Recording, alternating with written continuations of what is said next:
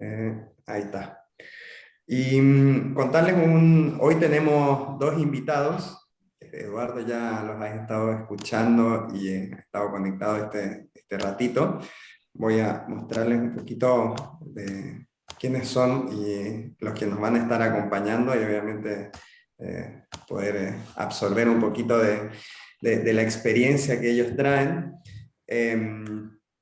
Así que de nuevo aquí dos grandes invitados y dos amigos cercanos de la casa. Bueno, yo confesar que a Eduardo no lo conocía, pero sé que ya el conocimiento con Margarita viene desde hace muchos años y ahora me encuentro con que Juan también ya tenía ahí un conocimiento previo con Eduardo.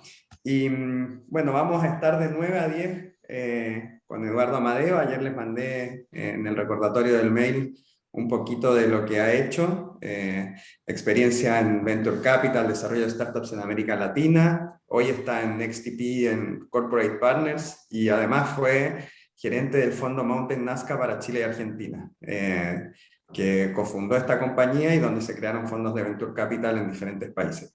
Antes también trabajó en el sector público, donde lideró la creación e implementación de Buenos Aires Emprende, el primer programa de gobierno para financiar emprendedores de alto impacto en Argentina.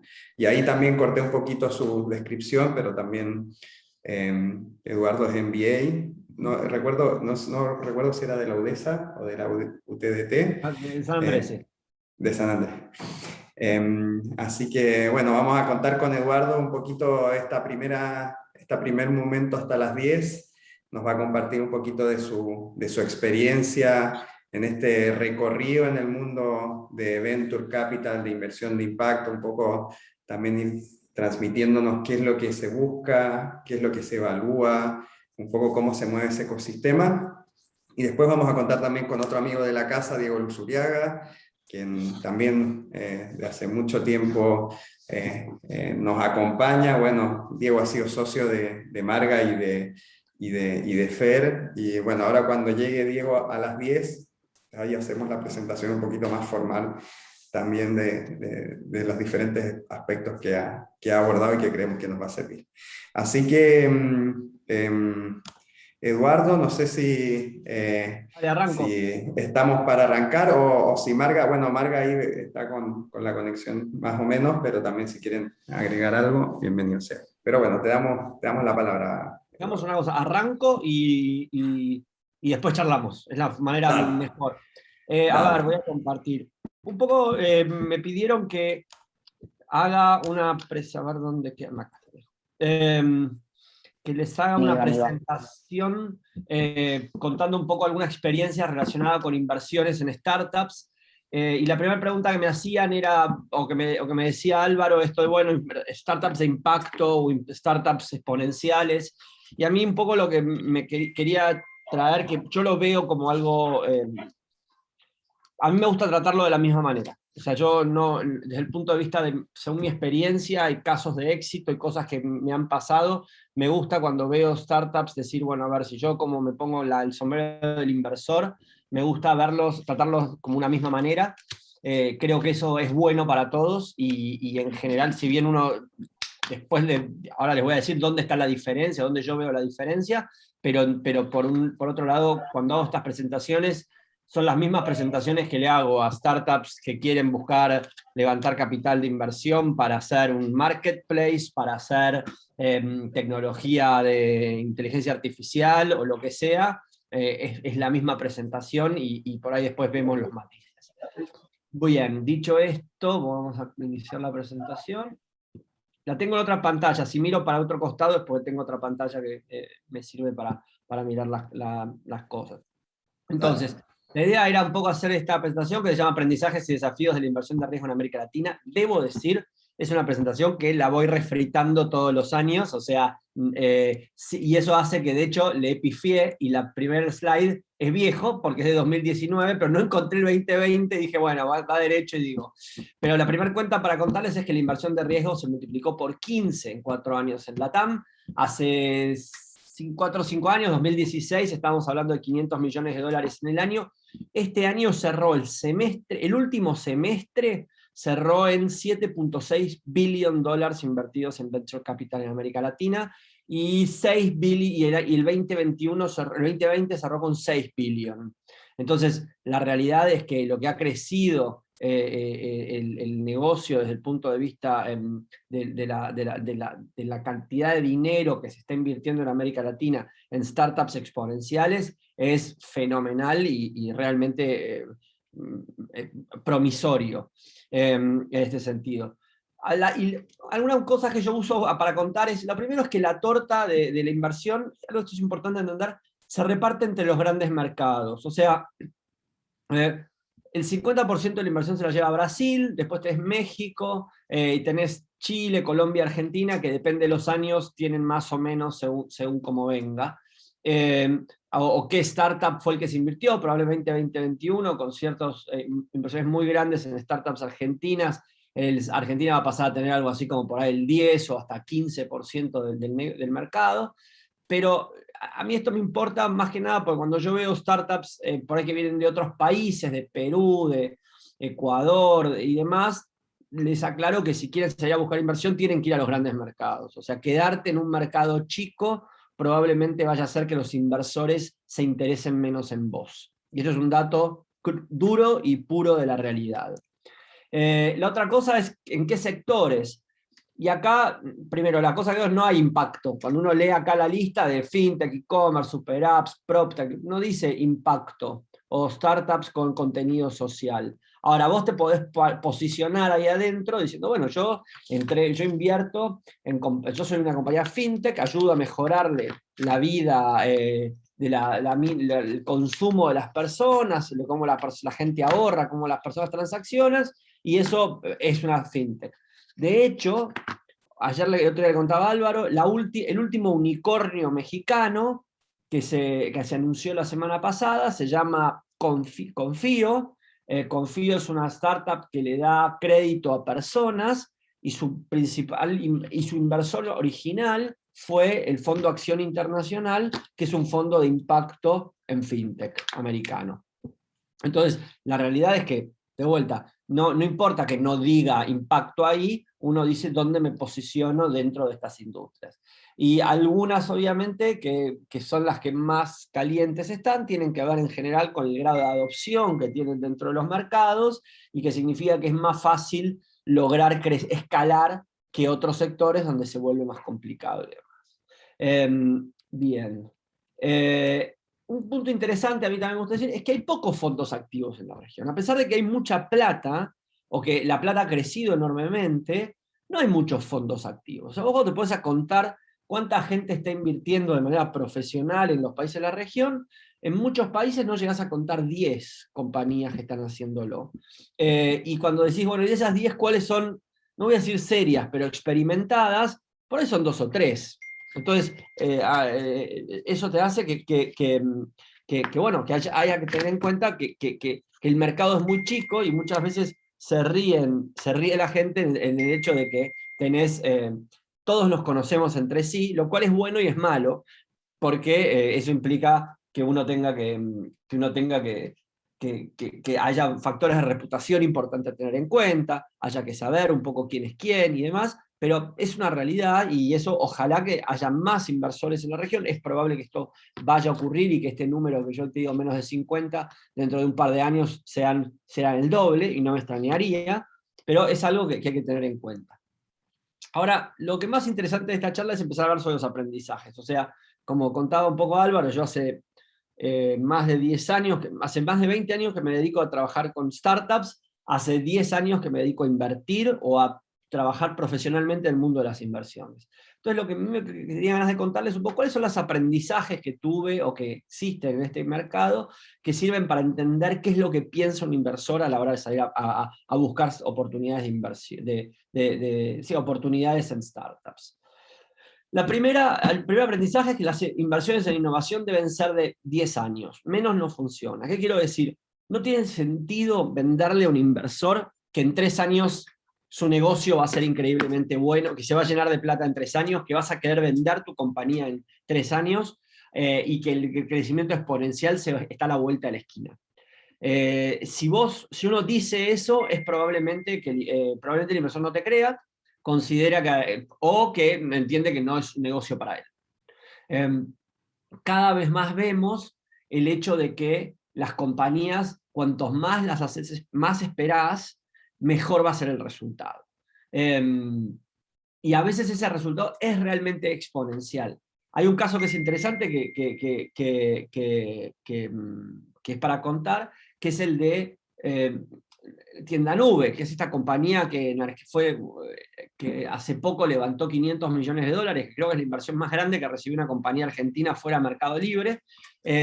Tienda Nube hace 10 años no lograba levantar su serie A, o su serie Seed, y realmente tardaron un año en conseguir esa plata, les costó muchísimo, tuvieron que entregar bastante capital, fue un proceso sumamente doloroso para ellos. Con la pandemia, el año pasado, ellos levantaron una ronda de 80 millones de dólares, bastante fácil, evaluación de 500 más o menos, ¿sí? Por ahí. Y este año básicamente les regalaban la plata. Y ellos levantaron 500 millones de dólares a evaluación de 3.000 o algo así. ¿Qué quiero decir? Multiplicaron por 5 o 6 su valor en menos de 10 meses. Cuando hace 8 años no podían, dormían en el piso de la oficina, y realmente no tenían para pagar el alquiler y la oficina al mismo tiempo, y los chicos dormían en el piso de la oficina. Y cuando vos ves su crecimiento, se da de manera exponencial. Entonces, haber sido paciente con una compañía en la cual uno cree como inversor, te permite tener muchos mejores resultados que ser impaciente. Y eso está bueno venderlo como emprendedor. El segundo punto es para los inversores es coinvertir, es algo deseable. O sea, y esta idea de que nadie va a encontrar solo el next big thing, como se dice. Entonces, cuando uno habla con inversores, entienda que que está bueno que cada uno ponga un puchito, que se conozcan entre sí, que haya network de inversores que hablen bien de vos, que vos puedas conocerlos, tener conversaciones de largo plazo. Algo que yo siempre recomiendo es al inversor no ir a buscarlo la primera vez para decir poneme plata, sino qué opinas de mi negocio, qué harías vos en mi lugar, cómo te parece que yo puedo armar mi estrategia financiera. O sea, todo ese tipo de cosas generan relaciones de largo plazo, generan que mucha gente te conozca y que cuando quieras levantar plata todos quieran poner un poquito, o varios quieran poner un poquito, y es bueno pensar que eso ocurra. Otra cosa que importa a los inversores es tener buena reputación. Entonces, significa tener buena reputación, significa poder pararse como alguien al cual el emprendedor elige. Entonces, uno como emprendedor, sabiendo esto, sabe que si hace bien las cosas va a poder elegir a sus inversores. Y de alguna manera uno tiene que entender que eso puede jugar a su favor. Entonces, el inversor se va a ocupar de mentorear emprendedores, de quedar bien con la gente, de no generar prácticas que sean abusivas, y uno como emprendedor tiene el derecho y la capacidad de poder estudiar esas cosas. Y yo les recomiendo mucho que no les invierta gente de mala reputación. O sea, a veces uno no se da cuenta y dice, bueno, esta plata sirve, no sé qué. La realidad es que por ahí eso en el futuro no te va a convenir. Yo por lo menos hoy día estoy asesorando a 2 fondos que están armándose, y la realidad y además son fondos corporativos donde no se dan cuenta de la importancia creen que ser un laboratorio medicinal reputado es lo mismo que ser un fondo de inversión reputado. Entonces, trabajo muchísimo con ellos, me dicen, muchachos, nadie les va a dar pelota si no hacen bien las cosas en cuanto a las inversiones que realizan. Otra cosa que es clave y que para mí es central y que yo hoy lo hablo mucho con todos los emprendedores que hablo, es que los buenos inversores usan esta palabra que se usa en inglés, que es swing for the fences, o sacarla de la cancha. Cada inversión que un inversor hace tiene que tener el potencial de pagar por todo el fondo de inversión que tenga. O sea, yo tengo un fondo de inversión de 10 millones de dólares, pongo 500.000 en una startup, tengo que tener el potencial para poder vender esa startup al valor y que me devuelva 10 millones de dólares. Si no tengo eso, no entro. Entonces, primera recomendación a los emprendedores es: no se muestran como alguien prudente y cuidadoso en cómo van a crecer. Uno tiene que ser ambicioso en sus objetivos de crecimiento. Si uno se muestra como prudente, está bárbaro ser prudente, no está mal, pero no tiene eso que tiene que tener, que es el potencial para lograr sacarla de la cancha. Yo cuento, hay dos cuentos que hago. El primero es la inversión que más me arrepiento haber hecho yo en los últimos 10 años, es una inversión en un e-commerce en donde yo convencí a mis socios de que era una buena oportunidad porque dije, al menos vamos a recuperar la plata. Era una startup que tenía un buen flujo de caja, que crecía normal, emprendedores muy prolijos, y yo recuerdo en el comité de inversiones dije, al menos vamos a recuperar la plata. Obviamente la perdimos toda. Pero la realidad es que a pesar de haber, hubo algunas que no fue bárbaro, otras no fue mal, pero las que no fue mal y creímos que había una oportunidad de crecimiento potente, bueno, era parte del juego. Ahora, las que creímos que eran conservadoras y me fue mal, realmente para mí fue una puñalada en mi ego, para decirlo de alguna manera. Entonces creo, es importante entender eso a la hora de cómo es que uno puede ofrecer este tipo de cosas. Y cómo uno se muestra como una compañía, como una oportunidad verdaderamente ambiciosa y con potencial exponencial. El segundo cuento que hago es, hace una de las compañías que no invertí, siempre es divertido hablar del no portafolio, de lo que no invirtió uno, fue la compañía Notco. Y recuerdo que cuando conocí a Matías Muchnik, hubo dos motivos por los cuales no invertimos. Uno no lo voy a contar, pero es para otra vez, no por hoy. Y otro es porque considerábamos que el tipo estaba demasiado loco, era demasiado ambicioso en sus ideas. Y eso parecía como, bueno... ¿Me escuchás? Sí, Marga. No, aclara quién es Matías Muchnik, porque me parece que nadie sabe. Ok, Matías Muchnik es el fundador de Notco, la compañía que hace mayonesa que se llama Not Mayo, que las deben haber visto en los supermercados. Es una compañía que hoy vale 1.2 billón, fue invertida por el fondo de Jeff Bezos, por Kasek. Para que tengan una idea, toda la leche que se va a usar en el mundo en Starbucks va a ser Notco. O sea, va a ser leche, not milk, leche no, o sea, la leche no lactosa, ¿no? La leche de almendras, todas esas cosas, Notco es una compañía chilena.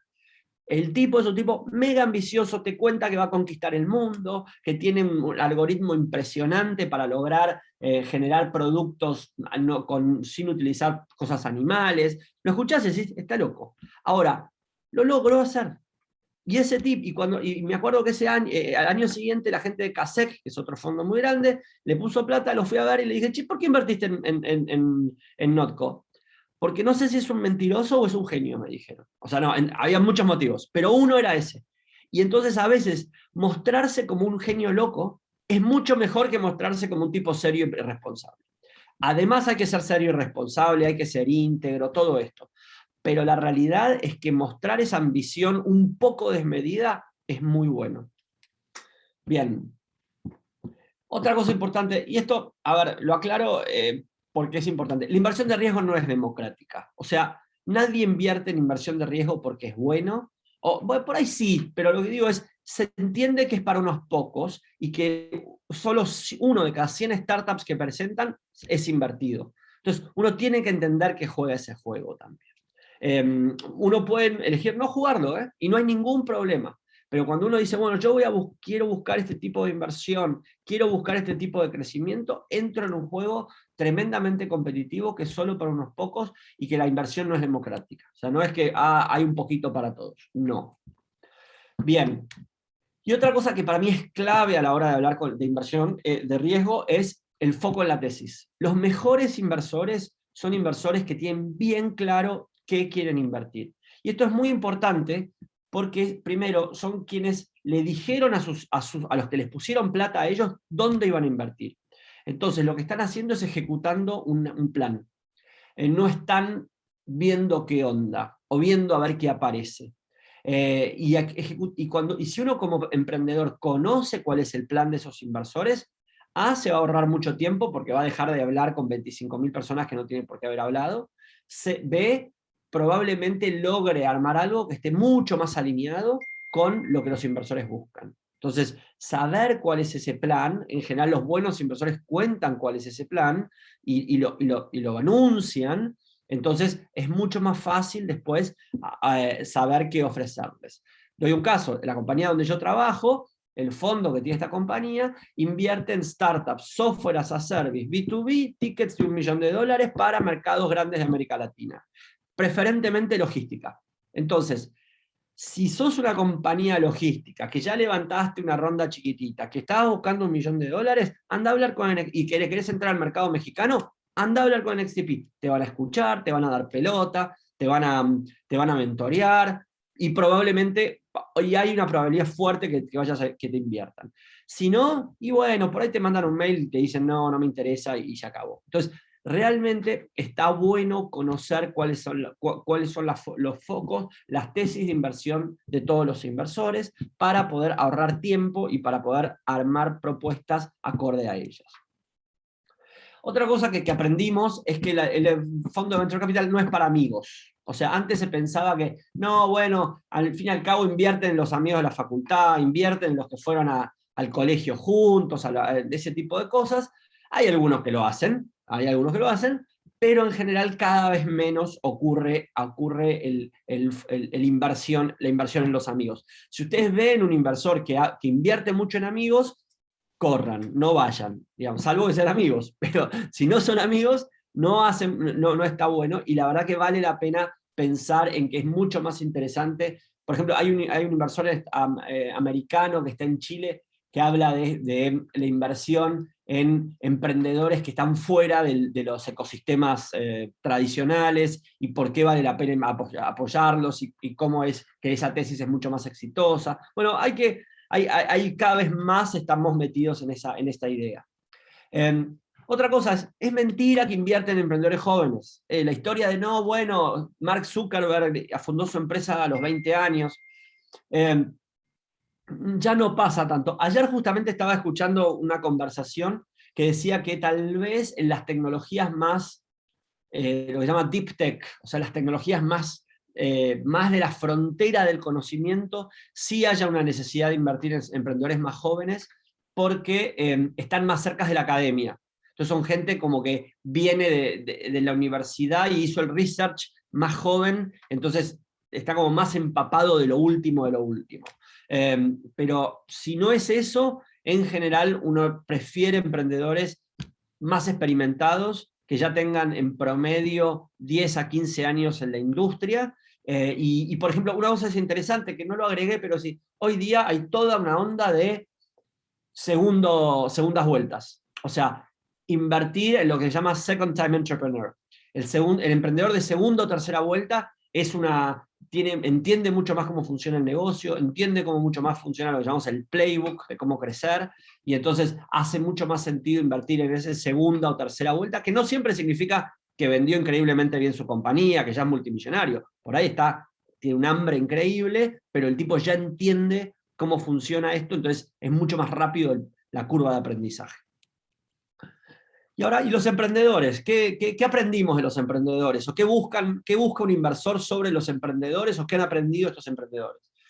Bueno, primero, la idea de ser emprendedor profesional. O sea, esta idea de que uno no es un emprendedor de garage que está viendo qué onda, y por eso digo esto del second time, o el emprendedor serial o demás, es algo que te implica entender cómo es que ser emprendedor, qué significa tomar decisiones de manera analítica, qué significa atraer talento, qué significa resolver los problemas, definir y gestionar milestones para que los emprendedores, para tener tranquilos a sus inversores, tranquilos a sus emprendedores, a sus empleados, a sus clientes, de que las cosas se van haciendo y se van avanzando. Entonces creo que la idea del emprendedor profesional es una idea para mí muy poderosa a la hora de ver cómo uno elige o encuentra emprendedores con quien quiere invertir. Como les decía, esto de ser experimentado, tener allá años en la industria, conocer cómo son los negocios, entender cuál es el playbook. Y la verdad, y algo que para mí es central, y yo hace 10 años esto no lo creía, o lo decía sin creerlo, y hoy lo creo fuertemente, es que el equipo es el centro de todo. O sea, mostrar un equipo potente es central a la hora de lograr atraer inversores. Y hay varios motivos, no es solo, para mí hay dos. El primero es, bueno, toda esta gente va a poder resolver mejor los problemas, va a poder ejecutar, entiende y demás. Esa es como la obvia. Pero la segunda, y además la gente tiene un propósito, ¿no? O sea, todos tienen un propósito común en el cual que los excede a ellos. Y creo que en compañías de impacto eso queda bien claro, y es algo como que te une a la hora de tener una misión y entender hasta a dónde querés ir. Pero para mí esta es la más importante, que significa ser un imán de talento. O sea, cuando uno emprende al principio, probablemente no tenga un mango, no tenga ventas, tenga un producto que es una idea, pero si yo logro que sin ventas, sin plata y sin producto, atraer gente buena a trabajar conmigo, algo bueno estoy haciendo. Entonces, para mí ese te diría es como el principal elemento donde yo digo, acá hay que invertir. Si algún tipo, con todos estos problemas, logró traer gente copada que por ahí podía estar trabajando por 5 veces la plata, en otro lado, y te dijo, no, venite a laburar conmigo y armemos este equipo y tengamos esta misión, este propósito y demás, hay algo interesante. Por eso la idea del emprendedor solitario y demás, a mí tanto no me copa. Ojo, conozco casos súper exitosos de emprendedores solitarios, pero pasaron otras cosas para que eso ocurra. Y en general prefiero pensar en los imanes de talento como uno de los elementos centrales para evaluar una oportunidad. Además, obviamente, un emprendedor de este estilo tiene que ser resiliente y equilibrado, porque por más de que todo parezca increíble, todo puede salir mal. Entonces, mostrar cómo yo en los momentos malos puedo resolver los problemas, puedo pivotear, puedo encontrar soluciones y puedo mantener la calma, es central a la hora de entender cómo esto va a funcionar. Y ser empático, o sea, ser empático, y esto es obvio, pero es la idea de poder ponerse los pies del cliente, ponerse los pies del emprendedor, del inversor, del empleado, y ser quien va a ayudar a todos a que todo funcione y entender cómo resolverle los problemas y crear valor. Entonces, la realidad es esto, y como final de esta parte, es debemos ocuparnos del aspecto humano de los equipos porque es lo único que nos va a garantizar resiliencia que nos garantizará, ahí me falta una S, resiliencia ante el fracaso y capacidad de gestionar el crecimiento.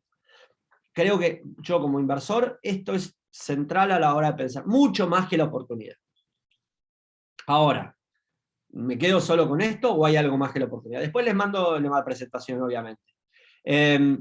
Pero, ¿qué onda la oportunidad? Bueno, primera cosa que yo recomiendo es que mostrar, contar, vender, que la oportunidad es muy difícil. Si alguien dice, esto es fácil, no me interesa, porque esto es fácil significa, lo va a hacer otro. Entonces, o voy a poner plata en algo que otro va a aparecer y la va a copiar, no me copa. Entonces, decir que es muy difícil y vender que es muy difícil es central en este negocio, en esta playbook para lograr inversiones. La segunda cosa que hay que importante es decir, y además de que es muy difícil, yo tengo una ventaja que nadie más tiene. Lo que yo puedo hacer, nadie más de todo el ecosistema es capaz de hacerlo.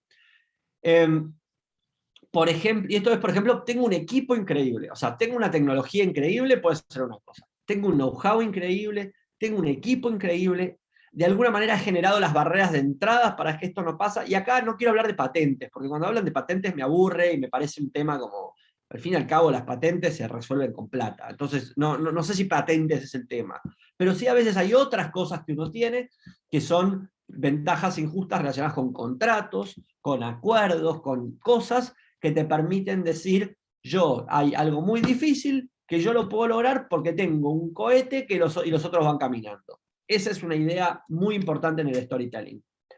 Ahora, ¿está bueno hablar de que soy el primero? Para mí, no. O sea, en general, el tipo que dice, soy el primero que hago tal cosa, tiene dos problemas. Problema número uno, es mentira.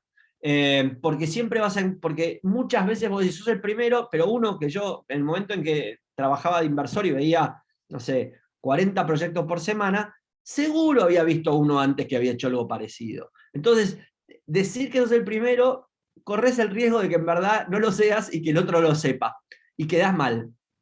El segundo punto es que cuando vemos la historia de, llamarlo, la humanidad o de las empresas, no siempre la primera fue la que le fue mejor. O sea, Apple no hizo la primer notebook, el primer teléfono celular no fue el iPhone, Atari no fue el primer jueguito, o Nintendo no fue el primer jueguito. No sé, si quieren poner, Ford no tuvo el primer auto. O sea, no, entonces, la idea de decir yo hice el primero no significa nada. Lo importante es ser el mejor, ser el que va a ganar el mercado, el que va a conseguir liderar un mercado y extraer, proveerle el mejor valor y extraerle el mejor valor. Esa es la clave. Entonces, no hay que volverse loco con contar que uno es el primero. Sí que vas a ser el mejor. Y para ser el mejor tenés una ventaja injusta y tenés un equipo increíble que lo vas a hacer. Sí es clave que enfocarse en Product Market Fit. Y acá, el Product Market Fit es esta idea. Para mí, Product Market Fit tiene un problema que es, no sé, es muy difícil de explicar. Entonces, cada uno lo explica de manera diferente. A mí me gusta decir, me lo sacan de las manos. Yo tengo un producto que en la demanda excede a la oferta. Entonces, la idea es, ¿cuándo voy a lograr que me saquen de las manos lo que yo vendo? Esa es la idea del Product Market Fit para mí. Y acá la clave es mostrarse como que estás en ese camino. Tal vez una de las cosas que a mí no me gustan en las presentaciones o en los decks que veo es cuando alguien me dice, ya encontré Product Market Fit. En general prefiero que me digan, no lo encontré. Porque si dicen, lo encontré, probablemente estén siendo demasiado relajados a la hora de buscarlos. Ayer tuve dos sesiones de mentoreo con startups, en los cuales las dos, a ver, una claramente me dijo Product Market Fit que tenía, la otra me lo dijo que lo está encontrando. La que me lo dijo fue gracioso, porque es un tema que yo domino muchísimo, porque es un hobby mío que me encanta, y entonces como que soy medio nerd de ese tema, y entonces yo sabía que no tenía Product Market Fit, o sea, porque conozco mucho el tema, pero ella vendiéndome que sí, que ya estaba, y ya estaba resuelto y demás.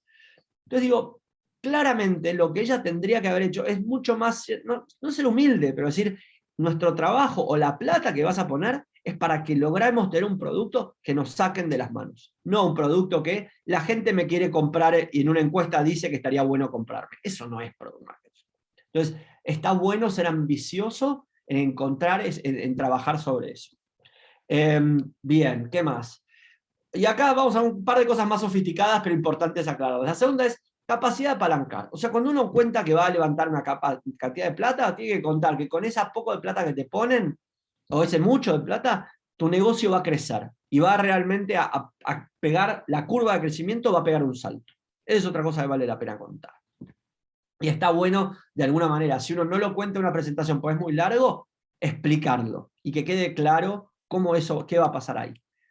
Y por último, creo que es el último, es la inversión que uno pide buscar tiene que permitir cumplir los objetivos del negocio. O sea, no te podés quedar a mitad de camino con la inversión que estás buscando. No significa que nunca más vas a pedir inversión, no, pero significa que estás buscando una cantidad de plata que te va a permitir llegar a cruzar el río, digamos. Y ese río puede ser perfectamente llegar a un mercado, puede ser entrar en break-even, puede ser construir un producto, no sé, o sea, depende de los casos, es uno. Pero la idea de decir, no, yo pido esta cantidad de plata porque, o sea, cosas que no hay que decir. Yo pido esta cantidad de plata porque es la que normalmente las rondas de inversión se hacen, o es los cheques que dan los inversores, o es, bueno, para la etapa en que estoy es lo normal. No, ¿de qué estamos hablando? Acá lo importante es decir, yo puedo pegar ese salto que nos va a permitir llegar a ese lugar. Y hay casos en donde los inversores están dispuestos a poner cheques grandes, y te diría, hoy día es un momento ideal para eso, cheques grandes para lograr pegar un salto más grande. El segundo cuento de la no inversión o de no portafolio que siempre hago es el de Kavak, la compañía mexicana que es unicornio mexicano, tiene una evaluación de 6 billion o 5 billion. Ahí invirtió mi socio mexicano cuando nos ofreció a nosotros de invertir, no podíamos porque estábamos en Chile. mi socio mexicano le puso $3 millones a un PowerPoint.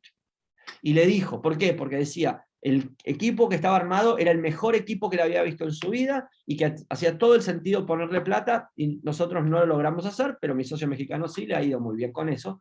Y el cuento es que puso plata a un PowerPoint, en lo cual permitía pasar de PowerPoint a una compañía a break-even.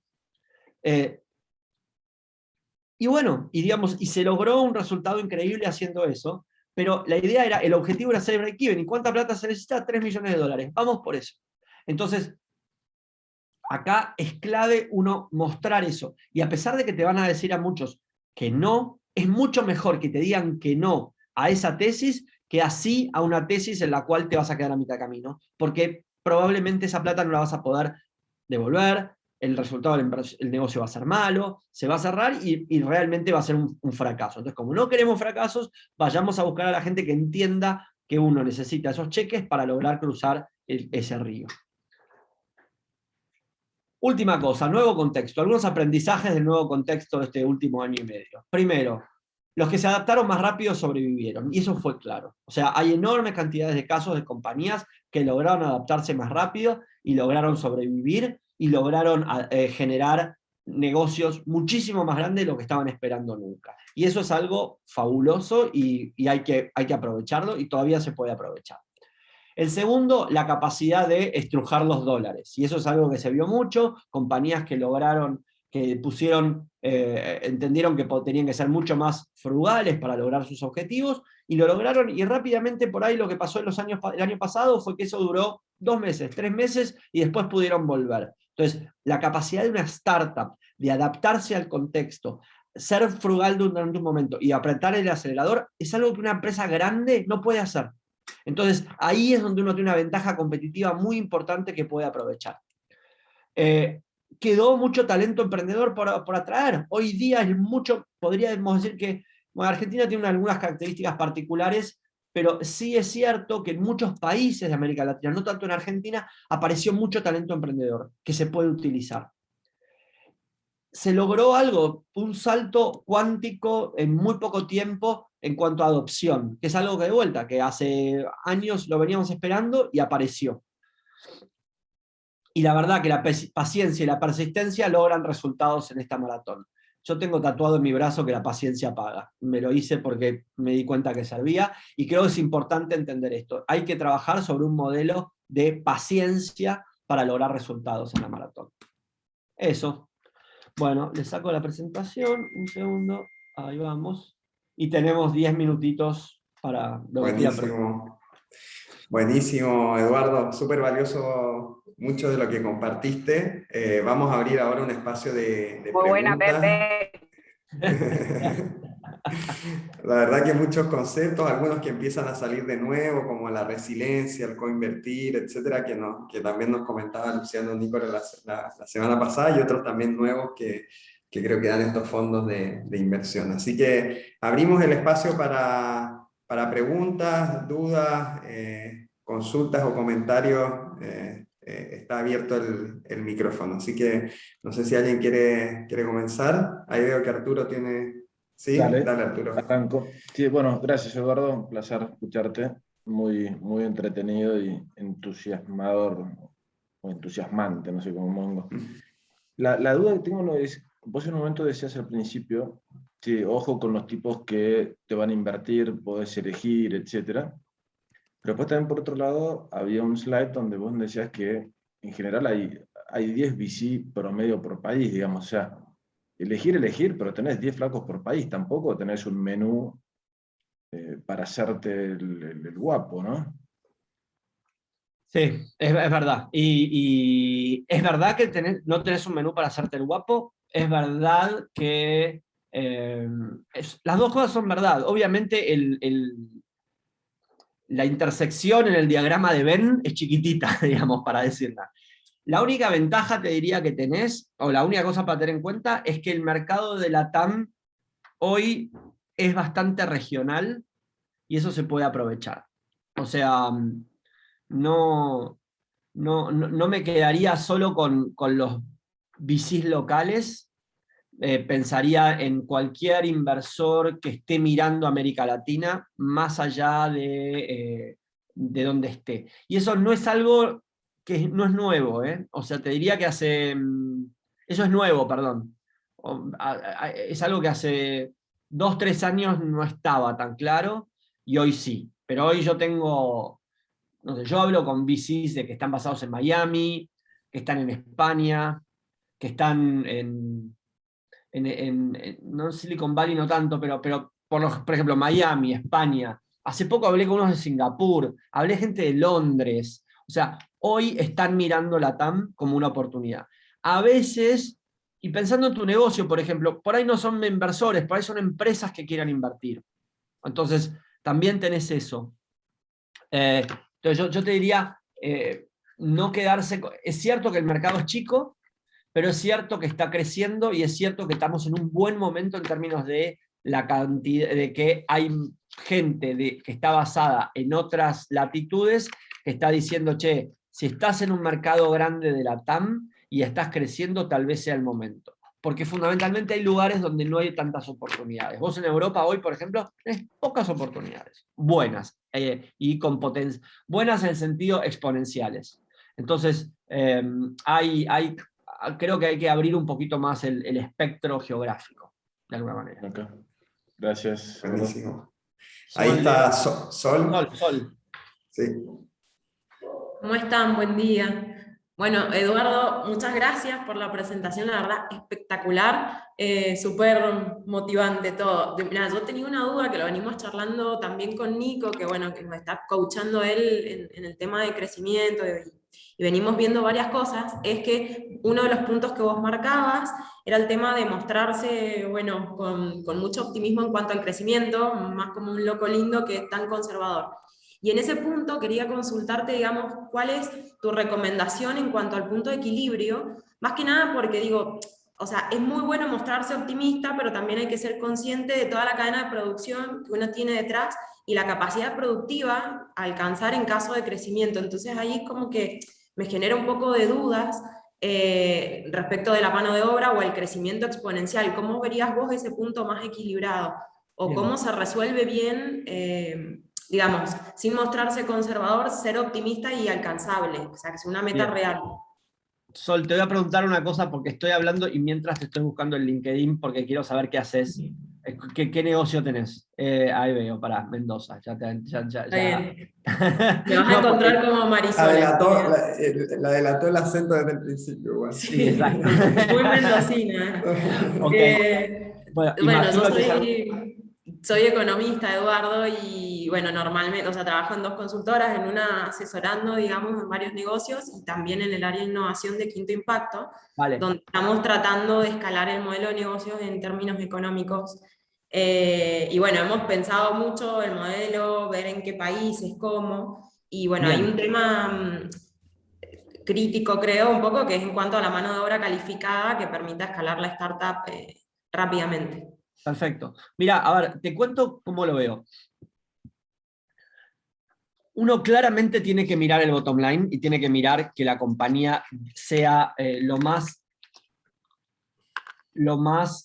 sana financieramente posible y que no esté perdiendo plata a lo loco durante toda la vida.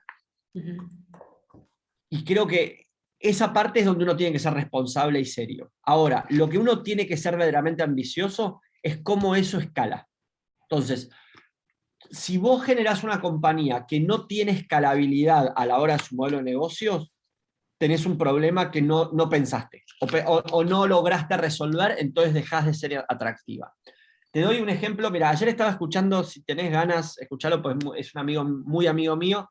Hay un podcast que se llama FanTech Club, que es de Dan Ojesic y Ariel, no me sale el nombre ahora, pero son muy simpáticos y está bueno. Y ayer hablaba un amigo mío que se llama Alex Bocara. Alex tiene una compañía que se llama Kitchenita, que hacen, Alex hace dark kitchens, o sea, estas cocinas ocultas que tienen distintas marcas y que generan y que trabajan con Rappi, Pedido Ya y demás en el sentido de... Entonces, la pregunta que le hacían a Alex era, ¿cómo haces para crecer teniendo en cuenta que cada vez tenés que generar cocinas nuevas y la cocina nueva, si bien es mucho más barato que un restaurante, tiene sus costos, y además le preguntaban los chicos, bueno, pero entonces te conviene poner una en Pinamar en el verano para que entonces aprovechar las dark kitchens para hacer delivery en Pinamar.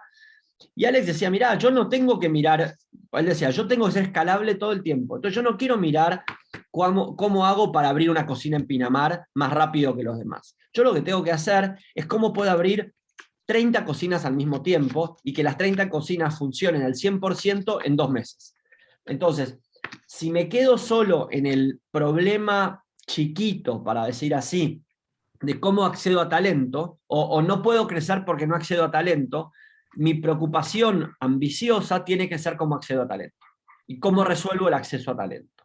A partir de ahí voy a poder crecer. Entonces, mi gran foco, además de Product Market Fit, llamémosle, es cómo genero una empresa escalable. Y ahí es donde tengo que ser sumamente ambicioso. Y tengo que lograr todos los días tener esta discusión interna para lograr generar esta empresa escalable. Más que cómo, y después en la parte, digamos, de almacenero y cuidar la plata y demás, tiene que ser en cómo genero estar break-even y no estar perdiendo plata a lo loco. Pero te diría, mira, cuento a título personal, nosotros hoy nos dedicamos a hacer consultoría. Y te diría que la única cosa que realmente tenemos discusiones fuertes internas en nuestro equipo es cómo hacemos productos escalables haciendo consultoría. Es como te diría, es como una obligación que tenemos, que la única manera de poder generar cosas nuevas dentro de nuestra consultora en sí es generar productos escalables en un negocio donde normalmente no hay escalabilidad. Entonces, vale la pena enfocarse mucho en eso y no tanto, y de vuelta, y la parte de financiera, o de cómo, no financiera, digamos, de cómo no pierdo plata, ahí sí tengo que poner mi cara cuidadosa y mi cara de ser responsable, te diría. Ese es un poco como el balance que uno tuviera que tener. Perfecto. ¿Okay? Leo. Muchas gracias. Hola, ¿qué tal? ¿Cómo andás? Bueno, Eduardo, muy buena la presentación, me encantó. Me parece que todos los tips que tiraste para emprendedores están muy buenos. Me parece que esta reunión me parece que para eso sirve muchísimo. Tengo un par de preguntas más referidas a los fondos. Por lo que mostraste en uno de los slides, tenías un crecimiento por 15 en estos últimos 10 años, de 2011 a 2021. ¿Cuánto de eso es interés real de fondos que quieren invertir en startups? ¿Cuánto es tipo exceso de dinero en el mundo a tasas muy bajas y en escenarios de bull market? Esa es la primera pregunta. La segunda pregunta es, ¿qué pasa si hay algún escenario de riesgo o entra en un bear market el mercado general o te suben tasas de interés? ¿Cómo ves el reposicionamiento de los fondos? Las dos. O sea, son las dos. Pero por otro lado, o sea, lo que dice hoy la literatura, llamalo, o la gente que sabe, es que son las dos. ¿Por qué? Del lado del mercado dicen, che, Asia ya pusimos un montón de plata, el mercado se súper desarrolló, América Latina y algunos otros mercados, África también, por ejemplo, hay mucho por crecer, entonces pongamos plata ahí, porque vos ves que cuando pones plata las cosas pasan. Entonces hace sentido invertir en esos lugares porque realmente después se generan, hay retornos. Segundo, obviamente tiene que ver con que la plata se puso un montonazo se inyectó un montonazo de plata, las tasas de interés están re bajas, hace sentido entonces buscar mercados un poco menos, llamarlo, desarrollados para lograr generar más retorno. Las dos cosas son verdad. Ahora, lo que ocurre con esto del bear market, primero, lo que ves en la historia de los últimos 15 años es que aún en los bear markets se sigue poniendo plata. El mercado sigue creciendo, no aparecen. No es un bear market no significa que se deje de poner plata. El problema es cuando el mercado destino deja de crecer. O sea, cuando las tasas de adopción de la tecnología se estabilizan. Ese es el problema, pero no cuando el mercado americano aumenta sus tasas. Porque además hay otra cosa que pasa. Y para mí lo más interesante no es que los VCs hayan puesto plata o los exits de las startups. Lo más interesante es que vos hoy tenés inversores que pusieron plata hace 10 años, que recuperaron su plata y ganaron dinero, y que están volviendo a ponerla. O emprendedores que de repente se encuentran con... Mira, voy a dar un caso de los que hablaron. Ustedes hablaron con Luciano la semana pasada. Luciano, hablé con él hace 3 semanas, y me dijo, che, yo vendí mi empresa, quiero armar un fondo. Entonces, el tipo que vendió su empresa, el emprendedor que vendió su empresa, que tiene una cantidad de dinero en su bolsillo, no tiene ganas de poner el 100% de su capital en bonos del tesoro, en no sé qué, quiere ponerla de vuelta en startups. Entonces, se generan esos círculos virtuosos en los cuales aparecen de repente ecosistemas de founders que levantaron, que vendieron sus compañías, tienen plata en el bolsillo, y que en el posta 100% de los casos quieren volver a ponerla. O sea, ahí hay una oportunidad enorme donde se generan esto. Vamos a poner, usemos el caso, no sé, Newtopia, que acaban el fondo de Mariano Meyer, Pato Yutardi y todo eso. Re amigos, o sea, recontra amigos. De vuelta, la plata de ellos en gran parte va a venir de founders que les fue muy bien y que saben que la quieren poner de vuelta, no solo por retribuir, porque es lo que les gusta. O sea, porque les parece un plomazo poner la plata un plazo fijo que les va a dar un 2%, un 0,5%, no la necesitan. Entonces, cuando antes, hace 20 años, el tipo que tenía plata, que era un sojero, o la ponía en soja o la ponía en departamentos.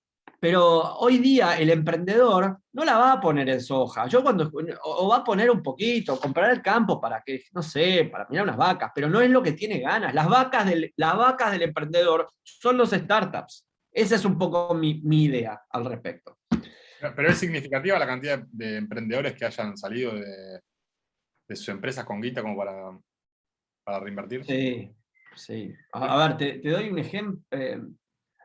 Sí, o sea, digo, no voy a dar nombres, pero sí, olvídate. Digo, a ver, no puedo dar nombres, pero sí, o sea, es significativo. Okay, o sea, es significativo. Gracias, Eduardo. A ver, pará, voy a aclarar una cosa, significativo. Si vos tenías una compañía, usemos un ejemplo X, no importa. Vos tenés una compañía que fue vendida en $6.000 millones. O sea, en $6.000 millones. OutZero. OutZero se fue vendida en $6.000 millones. Ponele que los founders tengan un 5%. 5% de $6.000 millones son, 1% es 60 millones, 5% es 30 palos. De esos ¿estoy diciendo bien? 300. Bueno, 300 millones de dólares de esos founders. Y que esos founders sean 15. O sea, digo, tenés los founders posta, que son los 3 pibes, más pibes que les dieron algo de dinero. Hay 300 millones de dólares para dividir entre 15 pibes, que cada uno va a tener promedio 30, o promedio va a ser 20 y tantos, 20 millones, de los cuales 10 pueden poner a invertir en startups. ¿Por qué? Porque sí, porque es su vida, porque es lo que les interesa y demás. Entonces, tenés ese tipo de gente. No sé de OutZero, no tengo la menor idea, pero digo, de esos tenés varios que están poniendo en los fondos que se están levantando ahora, que están haciendo ángeles, que están viendo qué hacen. Bueno, o sea, eso no pasaba, o sí pasaba, pero hoy día hay una oportunidad. Muchas gracias, Eduardo. Buenísimo, Eduardo. Bueno, nos quedaríamos un montón. Igual siempre ahí la puerta está abierta. Veo que también estuvo ahí llegando hace unos minutitos Diego, que ahora tenemos un espacio con él. Así que nada, súper agradecido de que nos hayas compartido ahí tus años de trayectoria de manera muy condensada, y creo que súper valiosos los consejos que fuiste dando. Así que nada, desde ya agradecido por aceptar la invitación. Buenísimo, chicos. Bueno, muchísimas gracias. Sorry, me quedaría yo también, pero tengo acá otra llamada. Nos vemos. Un abrazo. Bueno, dale, un abrazo. Chao, chao. Don Diego, ¿Cómo te va, Álvaro? Querido. ¿todo bien? Bueno, ¿Cuántos amigos? ¿Cuántos amigos Sí, acá, Juan, sí, Marga, sí. Fer, Hola, Diego, ¿cómo estás? ¿cómo andan? Hola, Marga, Arturo. Marga. Marga ahí está en Hola, la Diego. ruta, Acá así que estoy, se... bienvenido, Diego, otro gran ¿Qué haces, amigo. Marga, querida? ¿Cómo estás? Bien, yo feliz. Yo para donar sangre, pero la verdad es que no sé mucho que voy a hablar, porque ustedes se juntaron con todos los expertos del mundo de fondos y yo venía a hablar lo mismo de lo que he conocido. La verdad, además teniendo Fer, estaba, bueno, Eduardo, un genio, Luciano, no sé, ¿qué más tuvieron? ¿Quién vino? ¿Quién otro vino? ¿De No, fondos? estuvo Luciano Ya, con eso ya. Nicola, estuvo Sí, Julien de Process y ahora estuvo sí, Eduardo Amadeo. Quizás tiene más que ver ahí, Diego, y un poco, bueno, el objetivo efectivamente es ir mostrando diferentes miradas. sí. Luciano trajo un poco más la mirada del business angel y de un poco como el inversor más independiente, no tan enmarcado dentro de una institución. Julien un poquito más de la mirada del emprendedor y de cómo prepararse. Eduardo más el de los fondos de inversión y un poco cómo los fondos de inversión abordan estas decisiones. Y ahora, bueno, ahora tenemos como un espacio con vos que busca de alguna manera consolidar todo esto como este crisol de tipos o sea, como cuáles son los actores dentro del ecosistema de inversión y por otra parte también conversar un poquito como las diferentes formas de inversión, que no es tanto lo que hemos conversado, ¿no? O sea, hemos estado principalmente viendo los actores, pero no tanto los diferentes caminos y formas de inversión que puede uno como emprendedor recibir o salir a vender más bien. Así que la idea Sí, de la yo conversación va a quería, ser ir por esa línea. Sí, Marco.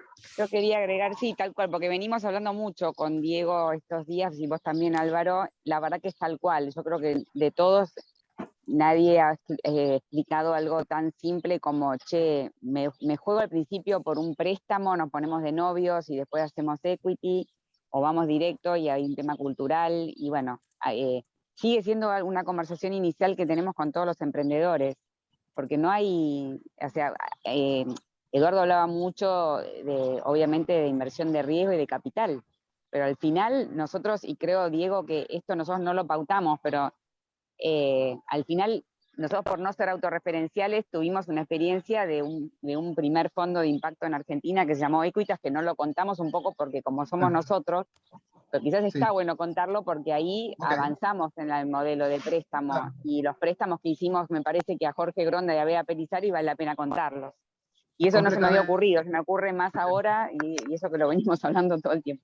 Así que bueno, Mucho gusto. bienvenido, vos tenés un montón de Gracias. experiencias concretas y también entender un poquito la jerga y la explicación del préstamo y del equity, creo que a todos nos viene bien. Algunos obviamente en este grupo ya tienen una experiencia linda que te la pueden contar, que te Sí, están de hecho, escuché escuchando. preguntas realmente, preguntas sofisticadas, por eso estoy convencido Sí, que... y otros están más iniciales. Así que bienvenido, Diego, un placer. Gracias, Marga. Gracias, chicos. Bueno, es un placer a los que puedo ver, a los que no puedo ver, y les mando un saludo acá, no sé si estarán viendo, pero recién contaba Eduardo de los 6.000 millones de dólares, el 10%, el 6%. Fernando, ¿cuánto era lo de Equitas? Nosotros más o menos, ¿con cuánto quedamos así más o menos para armar nuestro propio fondo? Aproximadamente 60 pesos, 60, sí. No te escucho. Poquito, pero es verdad, mi experiencia, lo que dijo Eduardo, voy a tomar algunas palabras de Eduardo para enhebrar algunas ideas del ecosistema.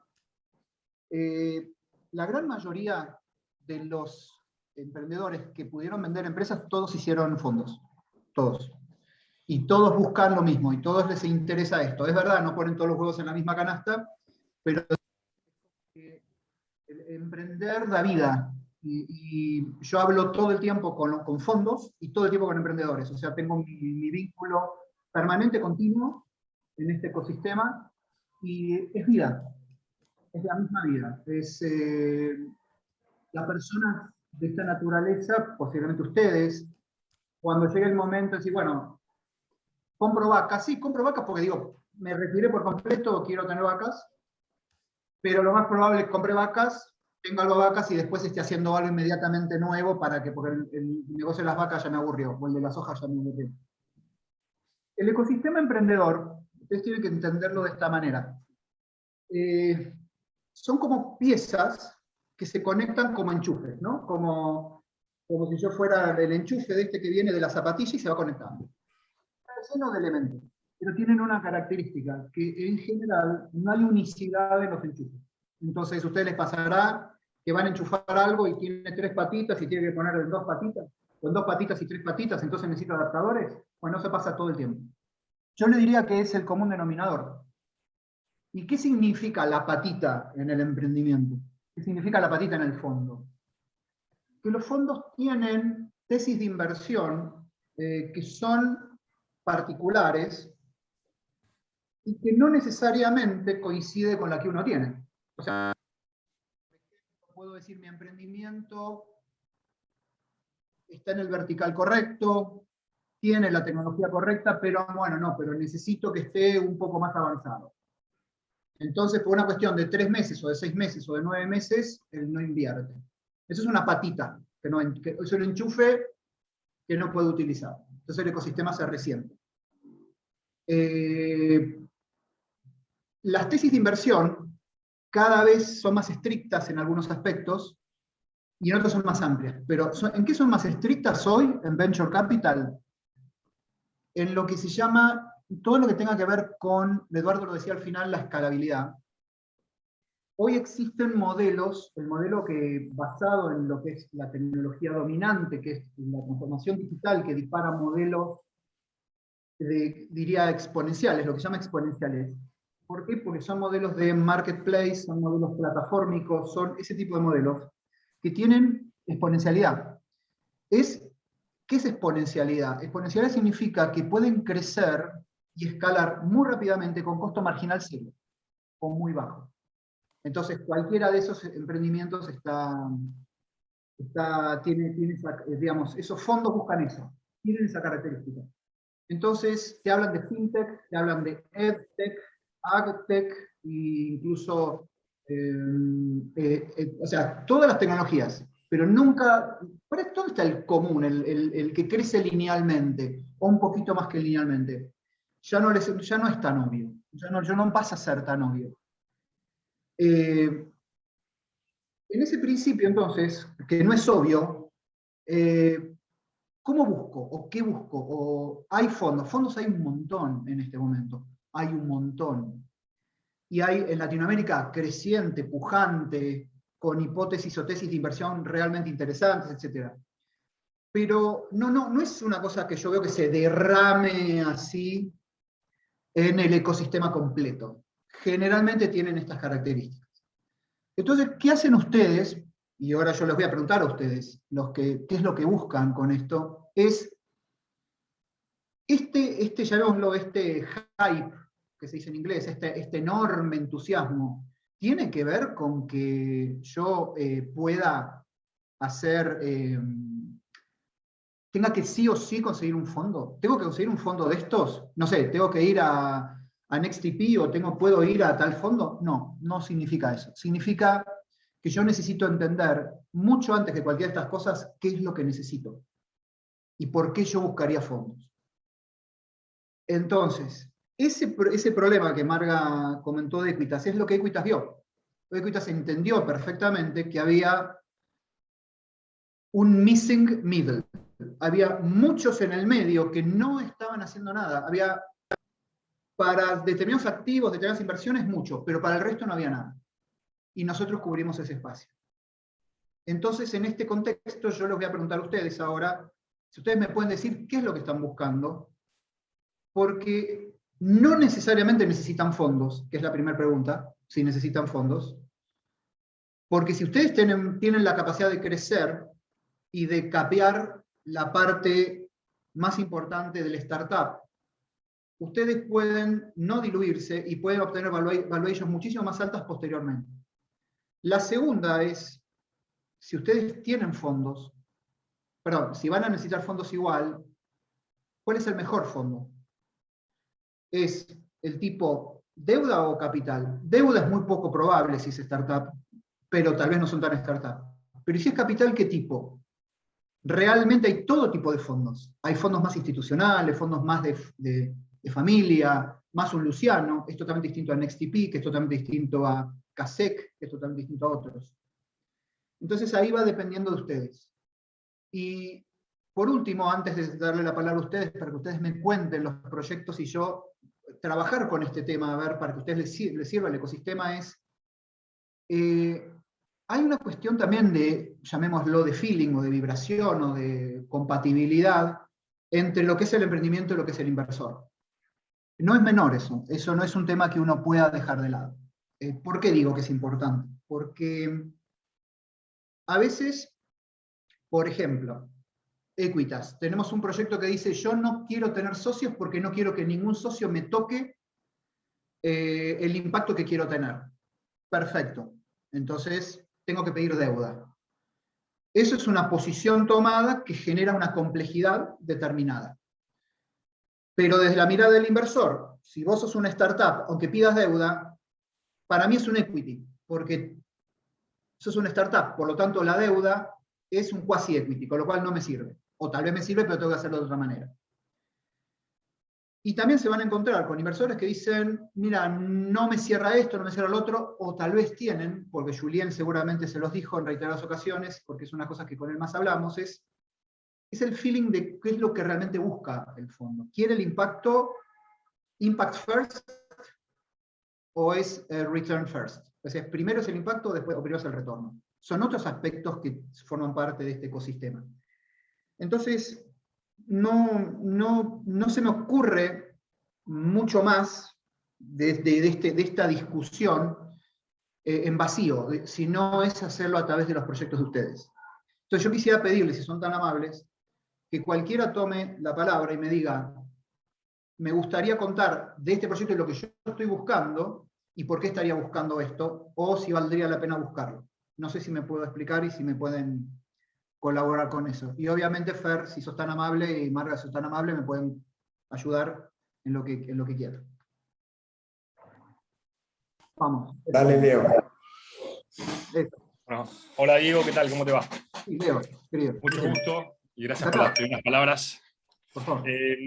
Bueno, yendo a tus preguntas, bueno, te cuento un poco. Yo soy cofundador de Lulea Mindful, que es un emprendimiento de triple impacto que se dedica a hacer indumentaria para yoga. Sí. Actualmente estamos en Argentina vendiendo a través de e-commerce, revendedoras y 4 tiendas físicas. Y tenemos la intención de replicar este modelo en otros países de la región. Chile, Colombia, Perú son como las 3 fases. Y estamos, primero porque me parece que es interesante el ejercicio de estar entendiendo cómo ven los inversores las empresas en Argentina.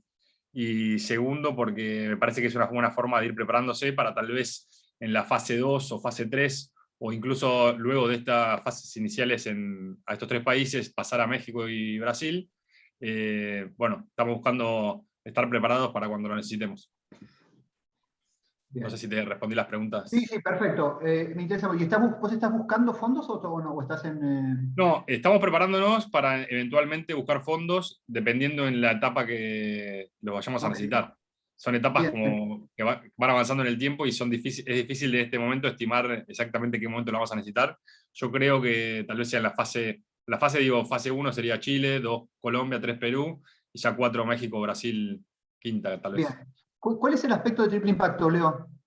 Perdón, Julieta, ¿vos estás en el mismo proyecto? Sí. Porque veo la comedor de Lulea, bueno, está bien, sí. Sí, estamos ¿Cuál es el juntos aspecto en de el mismo impacto? proyecto. Cuéntame. Sí. Nosotros, digamos, nuestra comunidad base es la comunidad yogi, ¿no? Que consideramos que es un agente de cambio para este cambio de conciencia que está pasando en el mundo, de ser más, bueno, ser regenerativos, ya no sustentables, me parece que quedó del pasado. Y bueno, en ese aspecto trabajamos con talleres en condiciones dignas, donamos una parte de todas las ventas a distintas ONGs, tenemos fundamos con todos los chicos de Lulea una asociación civil que se llama Cool Earth, que se dedica al activismo y a la educación ambiental. Bueno, tenemos muchas cosas, ¿no? Somos empresa certificada, empresa B certificada. Hay muchos aspectos, es amplio. Es buenísimo. Es muy buena gracias. Voy a hacer algunos comentarios. Yo, a mente que soy un practicante de yoga de varias modalidades y de muchísimos años, y por eso lo valoro mucho. Todo lo que es ropa y eso vos sabés que tiene siempre determinado nivel de escalabilidad. Eso en general para un fondo de capital de riesgo hoy no es atractivo, en general, pues no es plataformico, salvo que vos ya tengas una marca muy armada, decenas de miles o centenas de miles de clientes, y lo que fuera, en general no es algo muy atractivo. Y el problema para vos, o para Lulea, es la escalabilidad, es decir, justamente ¿cómo hago para replicar o el modelo de réplica? ¿Existe el modelo de réplica? Entonces, primero lo que quiero decir es compartirte que nosotros vimos varios proyectos de esos en su momento, algunos de los cuales yo conozco muy bien, seguramente lo conocerán, que se animan, por ahí lo conocen, pero siempre tiene el mismo problema, es crear escala. Pero vale la pena, Leo, que ustedes creen una marca. Ese es un primer consejo que vale la pena. La marca tiene que ser poderosa, y la comunidad que creen tiene que ser poderosa. Voy a darles un ejemplo. Ustedes recordarán Magacap. Magacap, ¿o no la recuerdan a Magacap? ¿Alguien recuerda Magacap? ¿Sí? Sí, Juan, sí. Magacap era la empresa de copas menstruales que se hizo famosa, creo que fue en el año 2015, porque hubo una época que faltaron tampones en Argentina, no sé por qué extraño motivo, y se hicieron recontra famosos. Nosotros con Equitas trabajamos, yo trabajé con ellas desde el primer día hasta el último día. Equitas invirtió, financió parte de eso, y tuvo un problema. Magacap fue simple. Los 7 años que duró, más o menos, tuvo el mismo problema. Nunca podía salir del break-even. Cada lote de producción tenía el problema del capital de trabajo y ese tema de cosas. ¿Qué terminó vendiendo a cambio de todo? La comunidad y la marca. Vendió la comunidad de 70.000 usuarios y la marca. Entonces la marca fue espectacular. Quien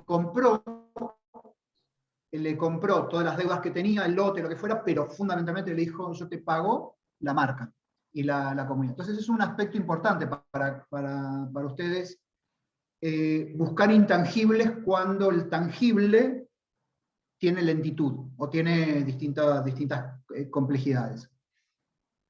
En el estilo de inversor que hubiera en esto, necesitas, a mi criterio, Leo, buscar o aquellos que están realmente orientados al impacto independientemente de esto, o a aquellos que estén acostumbrados a marcas de ropa o que sean expertos de la industria y con el que vos tengas el feeling o ustedes, Julieta, tengan el feeling digamos, para hacer algo juntos. Es muy difícil esto lograrlo con un fondo común, digamos, con un venture capital. Hoy tienen tesis de inversión muy diferentes. Sí, sí.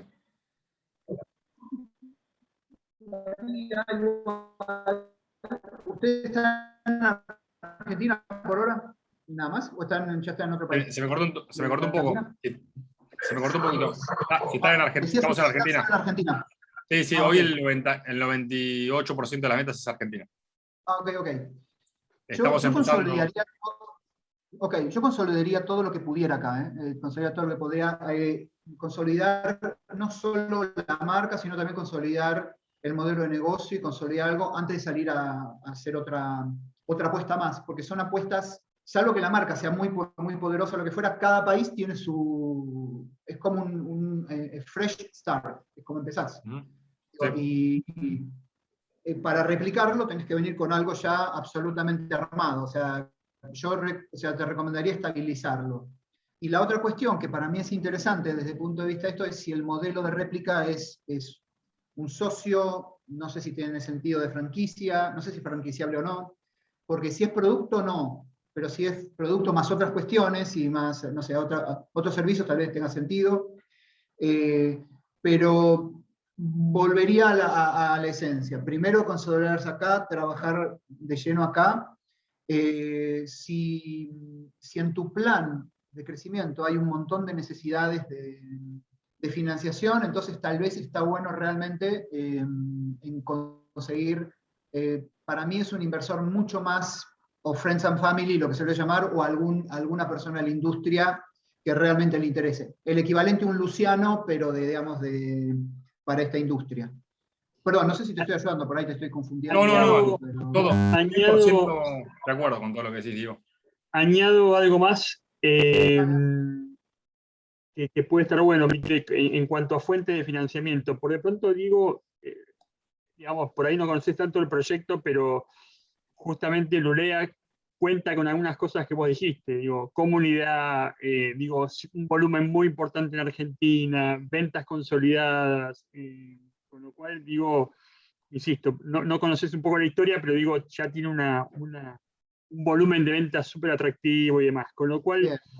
yendo un poquito a fuentes de financiamiento y a modalidades, muchas veces pasa, digo, digamos que Lulea puede que no sea atractivo para un VC, ¿no? ¿Por qué? Porque busca tecnología, por ejemplo, pero Lulea puede ser súper atractivo para un estratégico, por ejemplo, digamos. Con lo cual, digo, hay como fuentes de financiamiento alternativas y no todas son típicamente un venture capital, digamos, que invierte en este tipo. Ahí rescato algo que decía Eduardo, digo, entender cuál es el fit, digamos, que tiene el proyecto con el fondo es casi clave, porque si no te vas a frustrar, digamos, ¿no? Con lo cual hay un montón de fondos en Argentina, los cuales no iríamos con Ulea porque sabemos que no van a invertir, porque NXT Labs no está mirando mercado retail de ropa en yoga, está buscando software as a service, Sí. como decía Eduardo, vinculado a tecnologías muy específicas, pero sí creo que hay una oportunidad enorme con Lulea, entendiendo cuál es el fit que tiene el proyecto con el posible inversor. Traigo otro tema, ya que estamos en ello, también atando a lo que decía Diego, que me parece súper valioso, y Eduardo también, es, primero, ¿necesita el proyecto dinero o no necesita? Digamos, la primera gran pregunta que traía Diego, digamos, ¿no? Entendiendo que sí necesita, es como un aspecto súper clave entender para qué es ese dinero, digamos, ¿no? Y la cuantía, está bueno digo, ser muy preciso en la cuantía y en cuanto a para qué, porque hay dos grandes problemas, quedarse corto y pedir guita de más, digamos, quedarse corto te deja en la mitad del proyecto, es frustrante no lograr objetivos porque todavía te falta algo de plata, y por otro lado, pedir de más significa diluirte, cosa que al emprendedor tampoco le puede servir, digamos, ¿no? Con lo cual, bueno, son insights a propósito de tanto por la parte de con quién busco dinero y cuánto dinero buscar, digamos, ¿no? Gracias, Fer. Está excelente. Leo, sabiendo que no sabía que estabas tan desarrollado, ¿cómo es tu comunidad? ¿Cuántos tienen? La comunidad, o sea, nosotros llamamos comunidad a toda la gente que practica yoga en Latinoamérica. El 99%, debe ser 92% está en Argentina, el resto está en, sobre todo, Chile, Colombia, Perú, que es los 3 países donde estamos apuntando ahora. Y, o sea, creemos que la comunidad es bastante grande, es difícil de estimar un número exacto. Nos visitan más o menos nuestra página web creo que ahora debemos estar con el promedio mensual actual, debemos estar en más o menos 600.000 personas al año. Tenemos 80 y pico mil de seguidores en Instagram.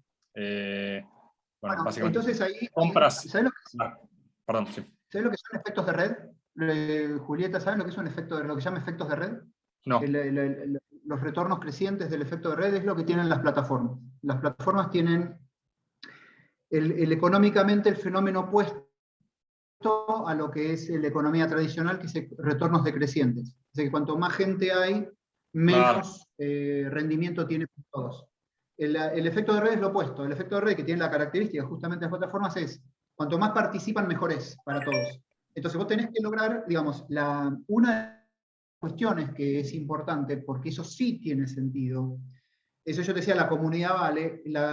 Dicen que el valor de una plataforma, por decirlo de alguna manera, o de cualquier comunidad que tiene n miembros, es n al cuadrado, es decir, proporcional al cuadrado de la cantidad de miembros. Es una ley de las plataformas.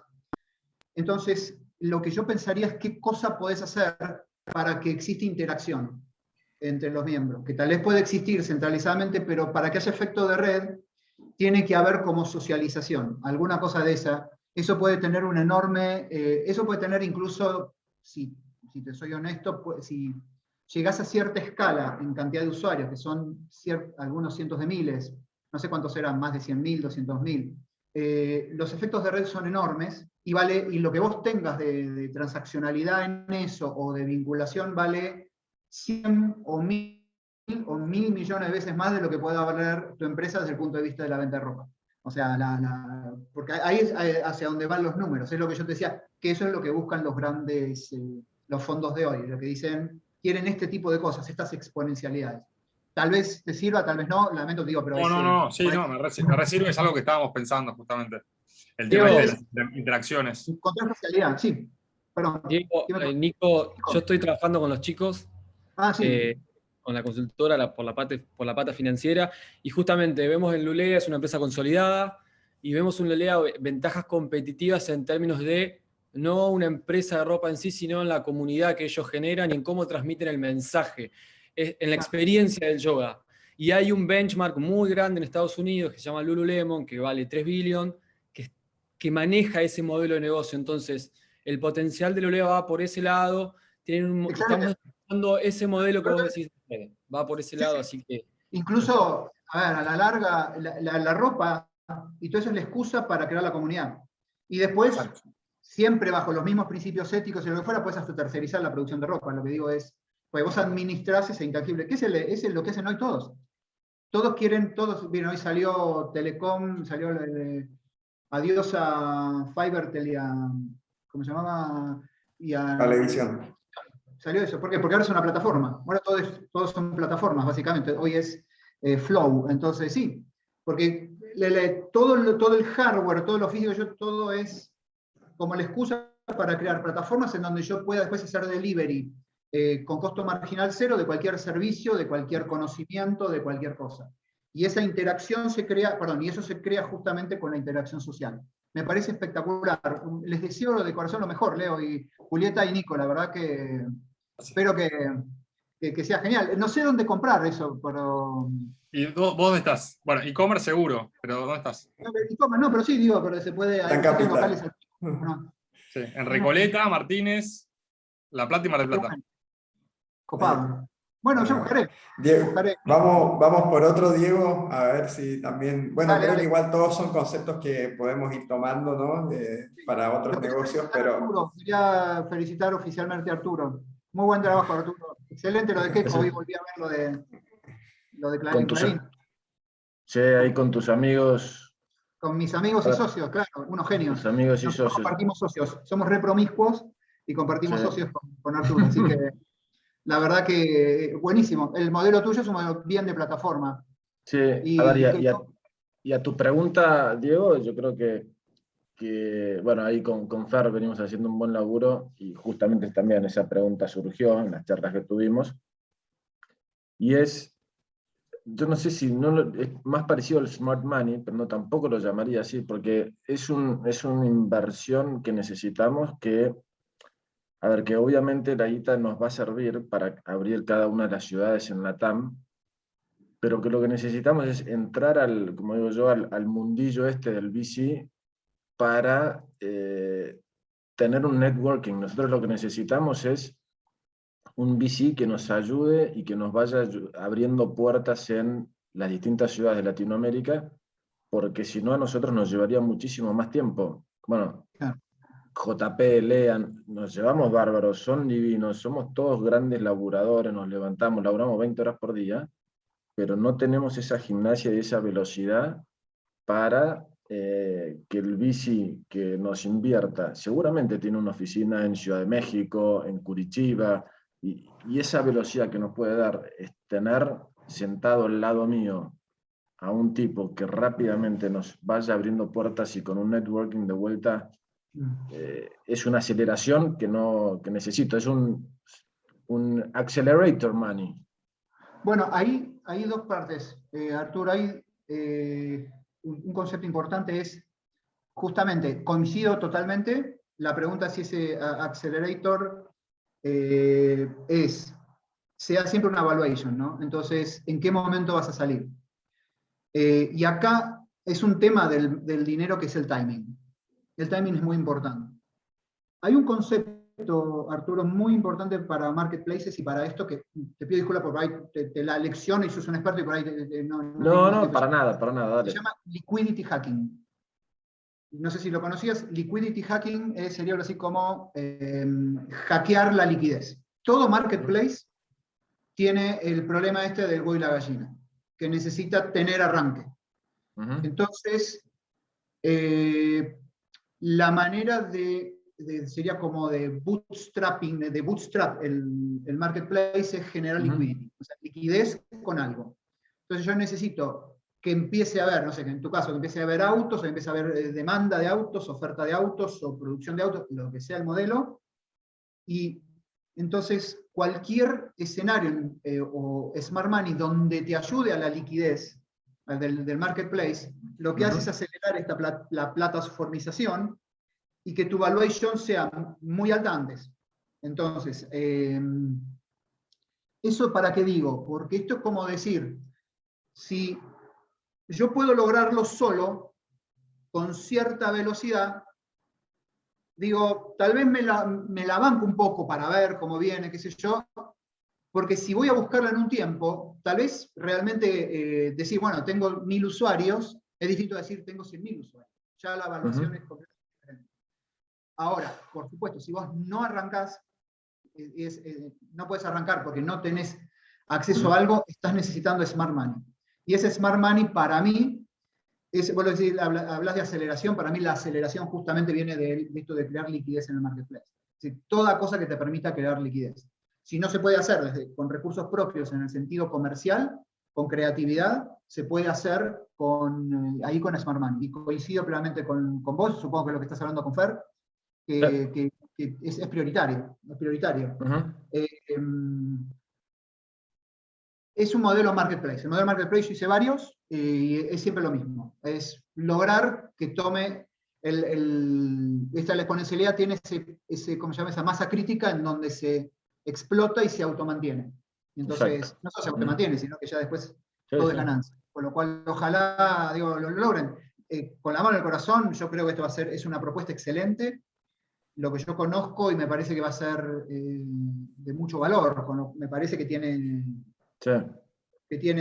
sentido. Ahí hay algunos casos, yo quiero transmitirles unas palabras. El otro día, que esto es para todos, para Arturo, para el tuyo, que seguro que es un marketplace, puede ser interesante.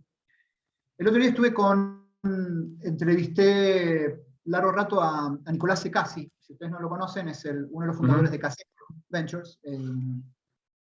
Yo tengo un rol que es el rol soy director del ecosistema emprendedor en la Universidad de Itela. Entonces, dentro de mi rol hice esta entrevista, ¿no? Y yo guardé acá las palabras algunas cosas que él dijo, y dijo, se necesita el mismo esfuerzo hacer algo complejo que algo simple. Dijo, entonces piensen en grande.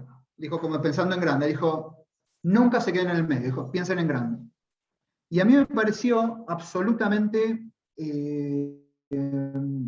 genial, porque me pareció como una referencia muy, muy positiva, decir, ¿qué es aquello que puedo pensar en grande? Pero pensar en grande no es pensar en soberbia, pensar en grande es pensar como diciendo algo más sofisticado, algo más de allá, ¿no?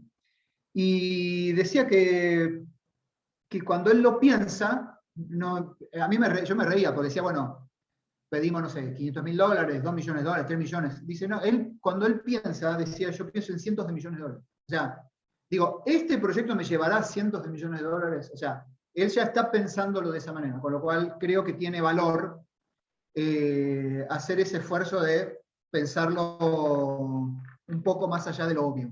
Y ahí con esto termino para vos, si yo pudiera, digo, obviamente, podría ser perfectamente un CASEC, porque CASEC entra en Seed Money, con rondas de $500.000 y llega hasta 25 millones en series B, por lo cual tranquilamente podría ser, pero lo que insisten ellos es, yo invierto si bien invierto en proyectos, yo invierto en personas, en emprendedores que hacen la diferencia y que piensan en grande.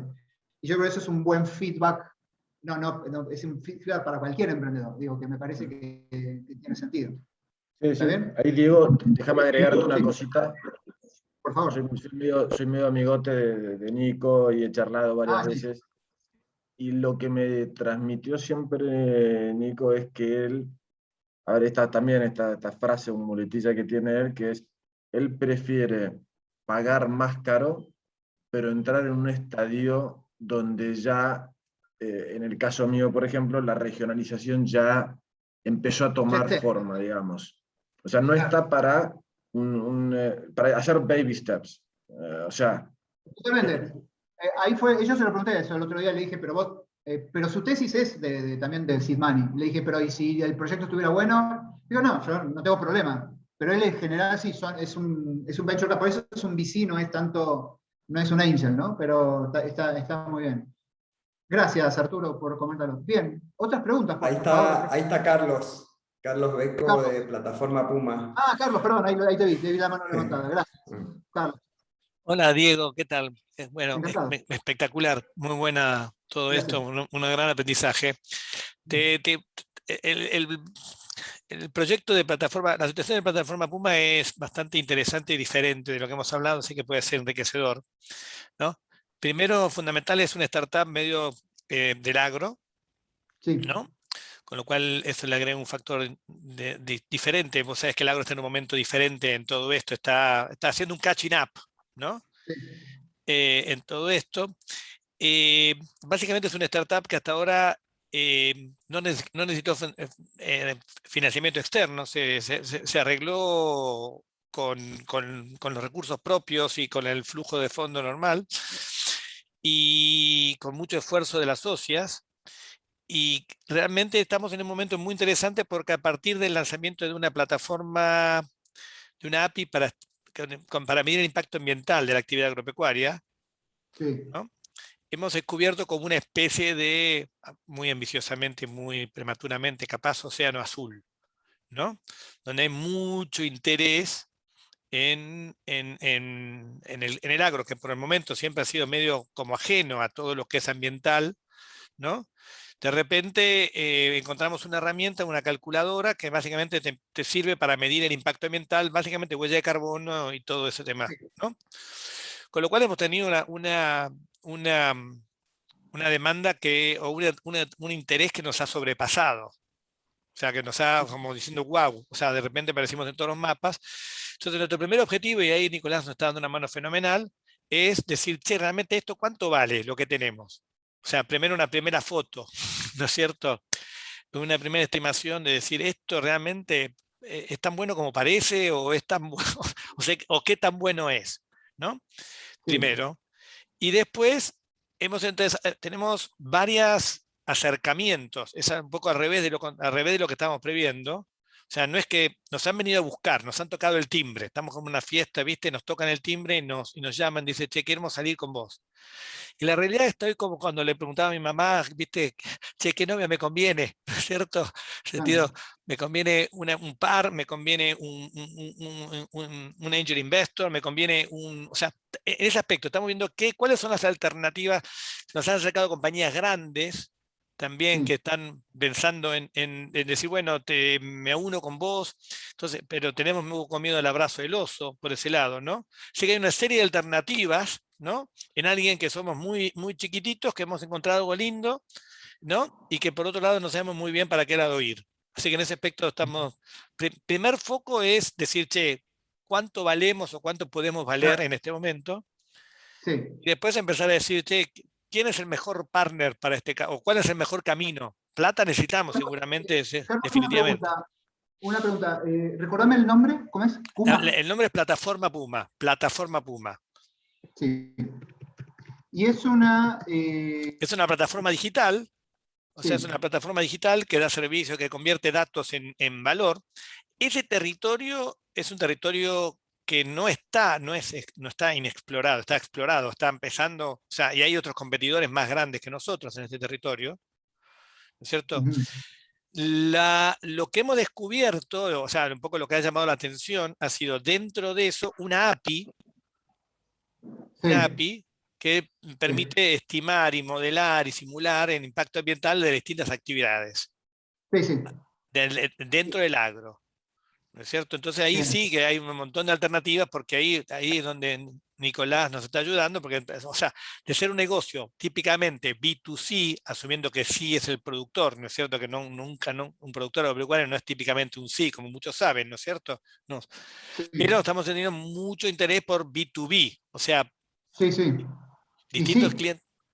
distintos clientes corporativos que empiezan a decir, che, yo quiero, para dar crédito a los productores agropecuarios, quiero medir la huella de carbono, o si yo quiero ayudarlos o sea, o distintas empresas, o distintos proveedores. O sea, nos ha abierto un panorama muy amplio de alternativas, ¿no? Bien. Me encanta, Carlos, esto sí me es muy, muy cercano. Yo trabajo en software. De hecho, mis socios son los socios de Arturo, tienen una empresa de desarrollo de software.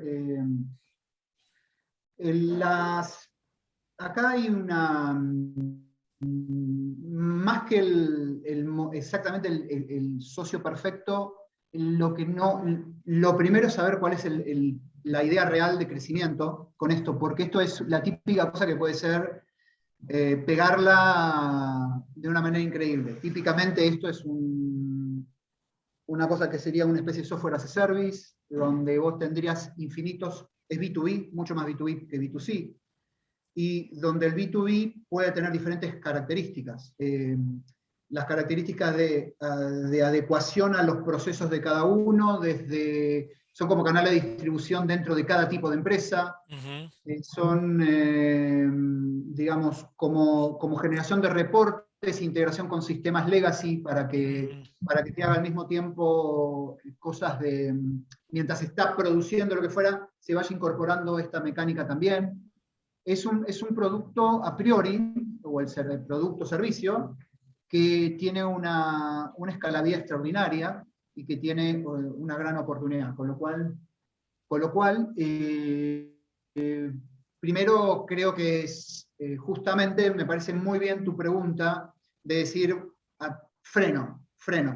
Pues freno porque quiero ver, ¿no? Quiero ver acá realmente cómo está. No quiero... En esto...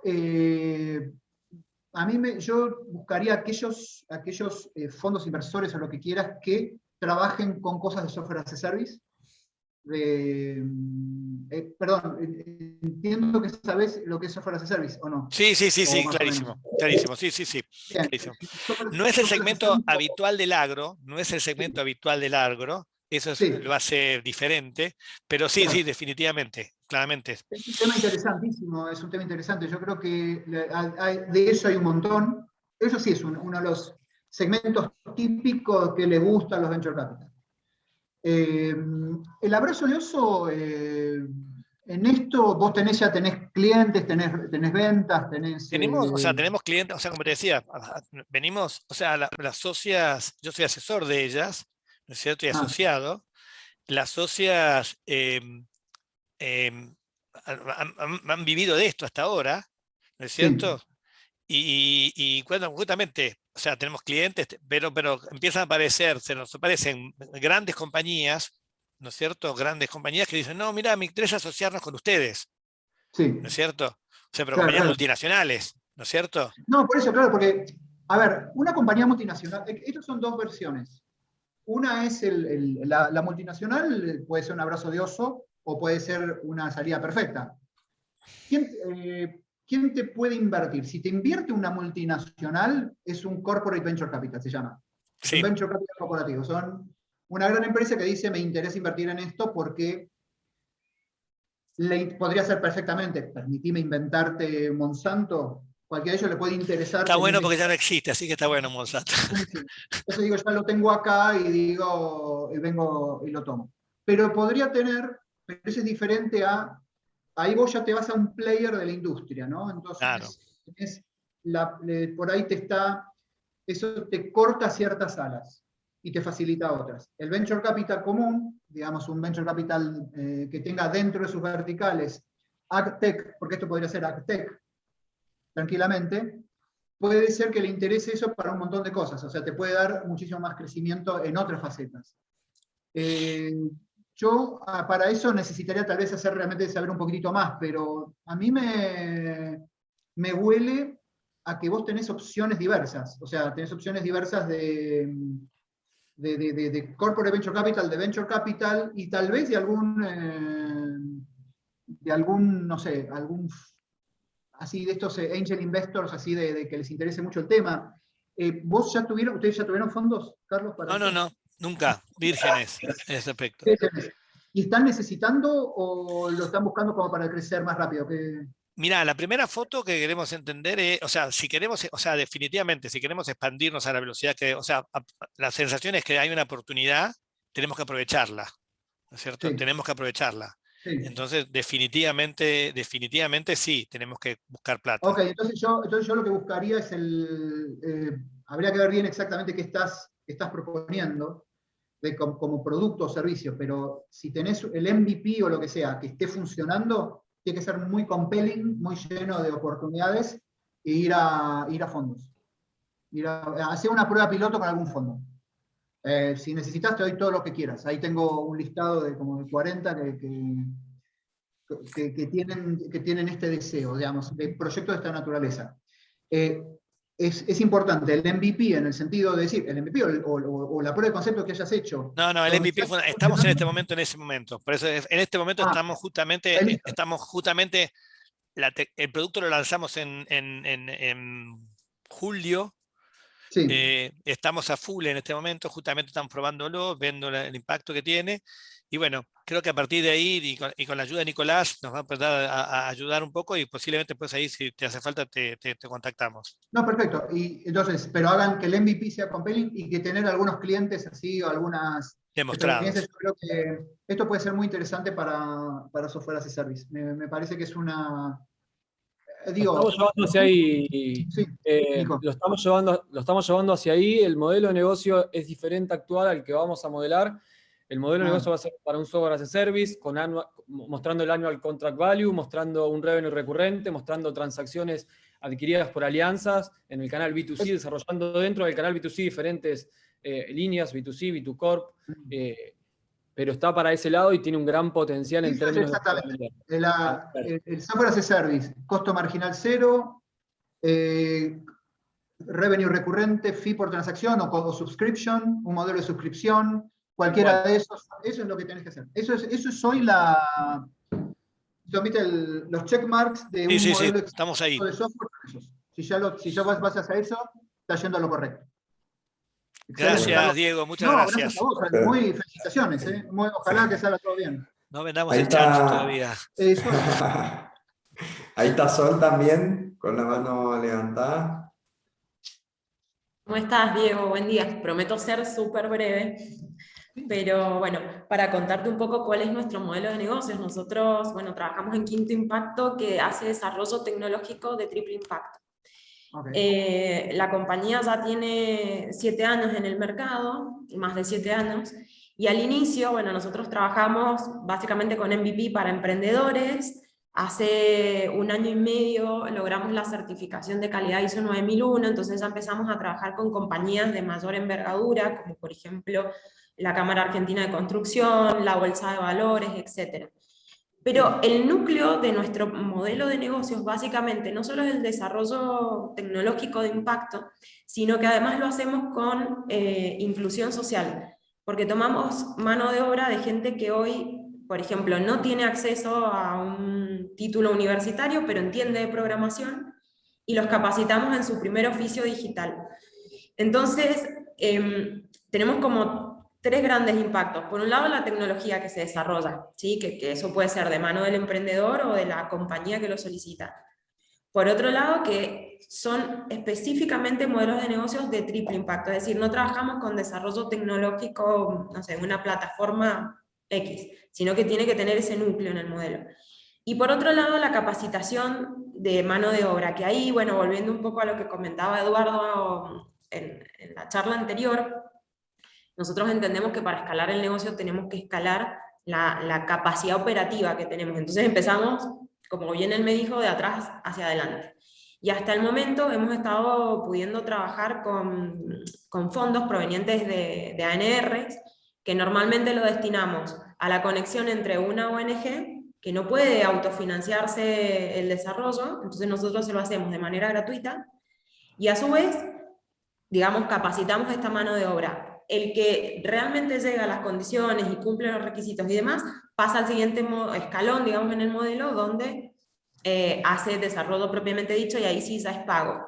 Entonces, mi consulta básicamente, así muy cortita, bueno, nos quedan muy pocos minutos, es, bueno, ver si estamos orientando bien, y no sé, Nico, ahí después si vos querés acompañarme con un tema, más que nada, en qué tipo de capital vos crees que podemos llegar a requerir, si es un SID o un Serie A, no sé si, bueno, o un pre-Serie A, o bueno, pero el modelo de ustedes es tipo consultoría, ¿no? No, hacemos el desarrollo.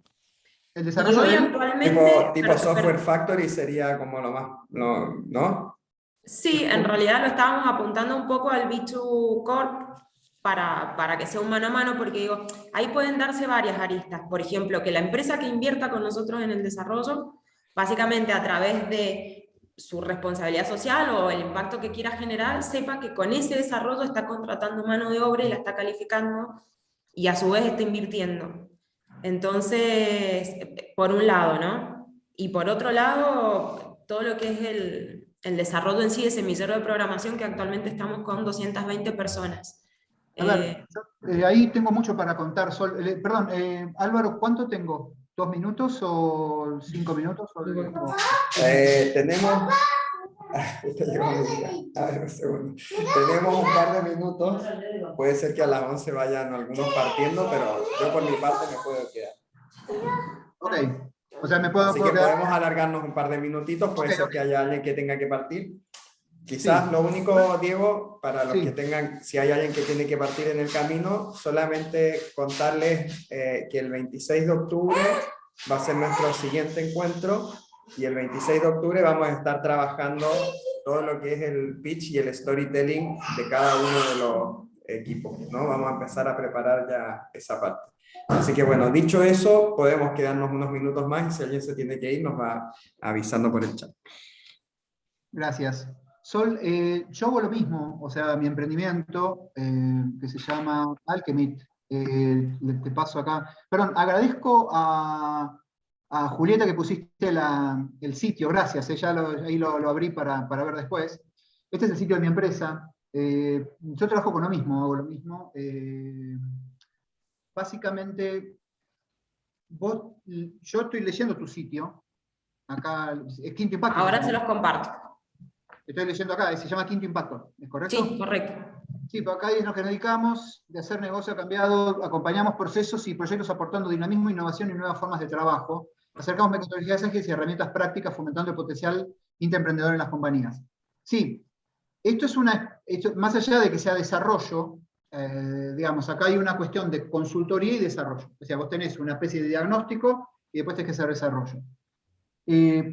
Cualquier cosa de esa naturaleza, primera dificultad es la escala. Es que escalarlo, porque si vos tenés 50 proyectos a la vez, tenés que hacerlo. Con lo cual, es un poco lo que yo estoy haciendo en mi empresa, en mi emprendimiento, es ¿qué plataformizás de eso? Entonces, tenés que, de alguna manera, plataformizar no es solo plataformizar como concepto para hacerlo costo marginal cero, sino para que sea concepto replicable. Entonces digo, hay un montón de delivery de capacidades, de capacitaciones, encuestas, cosas que se pueden hacer automáticas y manejarse desde ese lado, y me parece que tiene sentido, con lo cual, digo, ¿a quién le puede interesar a eso? Es a alguien que realmente le interese la técnica como tal. No veo con facilidad que pueda hacer por un fondo esto, porque te va a decir lo mismo, las consultoras o equivalentes no tienen, los fondos no invierten en consultoras. Quienes invierten son personas, individuos que dicen, bueno, me interesa el tema, quiero poner unas fichas acá para aprender y lo que pueda. para mí el modelo, y Sol, te ofrezco a charlarlo si querés después, feliz y contento, para no tampoco hacerlo muy largo. Para mí el modelo requiere reconvertirse en algo más con ciertos automatismos o ciertas cuestiones. Por ejemplo, los aspectos de capacitación ya tenerlos de una manera, cierta metodología, por ejemplo, desde entrevistas de autodiagnóstico y cosas por el estilo, que se hagan de esa manera. Yo estoy dirigiendo, coachando emprendedores que están haciendo cosas hasta psicológicas, o sea, que hagan cosas de contención emocional y lo que fuera en plataformas. O sea, se está haciendo eso. Si no vas por el camino de la plataforma, es difícil que consigas fondos. No digo que no lo puedas lograr, no puedas lograr tu empresa con esto. Y no digo que no tenga impacto, digo si buscas fondos. A priori hoy, si yo te voy a decir, tendría que buscar una persona que le interese eso, que diga, un Luciano o alguien que diga, esto me vuela la cabeza, me encanta Sol, me encantaría colaborar con esto porque me gusta el impacto, me gusta esto, está más orientado al impacto. El que va a Venture Capital puro dice, le interesará el impacto, pero dice, no, pero yo quiero un modelo que sea... Absolutamente, con lo cual, desde ya, podemos juntarnos después, cuando quieras, y trabajamos, y te cuento un poco más, pero a ver, lo sé de memoria porque es mi proyecto, que yo tengo muchísimas cosas que voy plataformizando, y tengo todos los proyectos que voy conociendo. Yo tengo más o menos unos 8 startups en este momento, coachando así, que son muchos del MBA de diferentes universidades, y que realmente estoy haciéndolo, o sea, estoy con ese criterio. Y todos convergen a lo mismo. Hoy es el modelo, si no va a ser más complejo. ¿Está bien? Perfecto. Bueno, después seguimos en contacto, Diego, gracias. Seguimos en contacto, Sol, encantado. Gracias por la pregunta. Bueno, no sé, ustedes dirán. Gracias, Diego. Creo que estuvo bueno el 1 a 1 y creo que van saliendo algunos conceptos que se repiten. Marga, no maneje, por favor, mientras habla. No, por eso, me despido. Gracias, mi querido amigo. Dale, solo quiero decir una cosita a nuestros queridos empresarios, porque son emprendedores ya empresarios. Yo ahora hablaría de Conscious Money. Pasamos de Smart Money a Conscious, que es el dinero que aporta más que dinero, pero ahora también el Conscious Money, y hay gente, es la gente que en definitiva además va a aportar para multiplicar el impacto. Y esas personas, tengámoslas en cuenta desde ya, en el armado del pitch y demás, existen y es parte de lo que vamos a traer al pitch, pero ustedes también nos tienen que ayudar a traer. Les mando un abrazo y mil gracias, Diego, gracias a todos. Chau, chau. Chao, Marga. Bueno, chao, Diego, gracias, Fer. Bueno, chicos, un abrazo para todos. Muchas gracias. Chao, Fer. Muchas gracias por tiempo y por estar todos. Nos vemos el 26. Un abrazo. Chao, chao.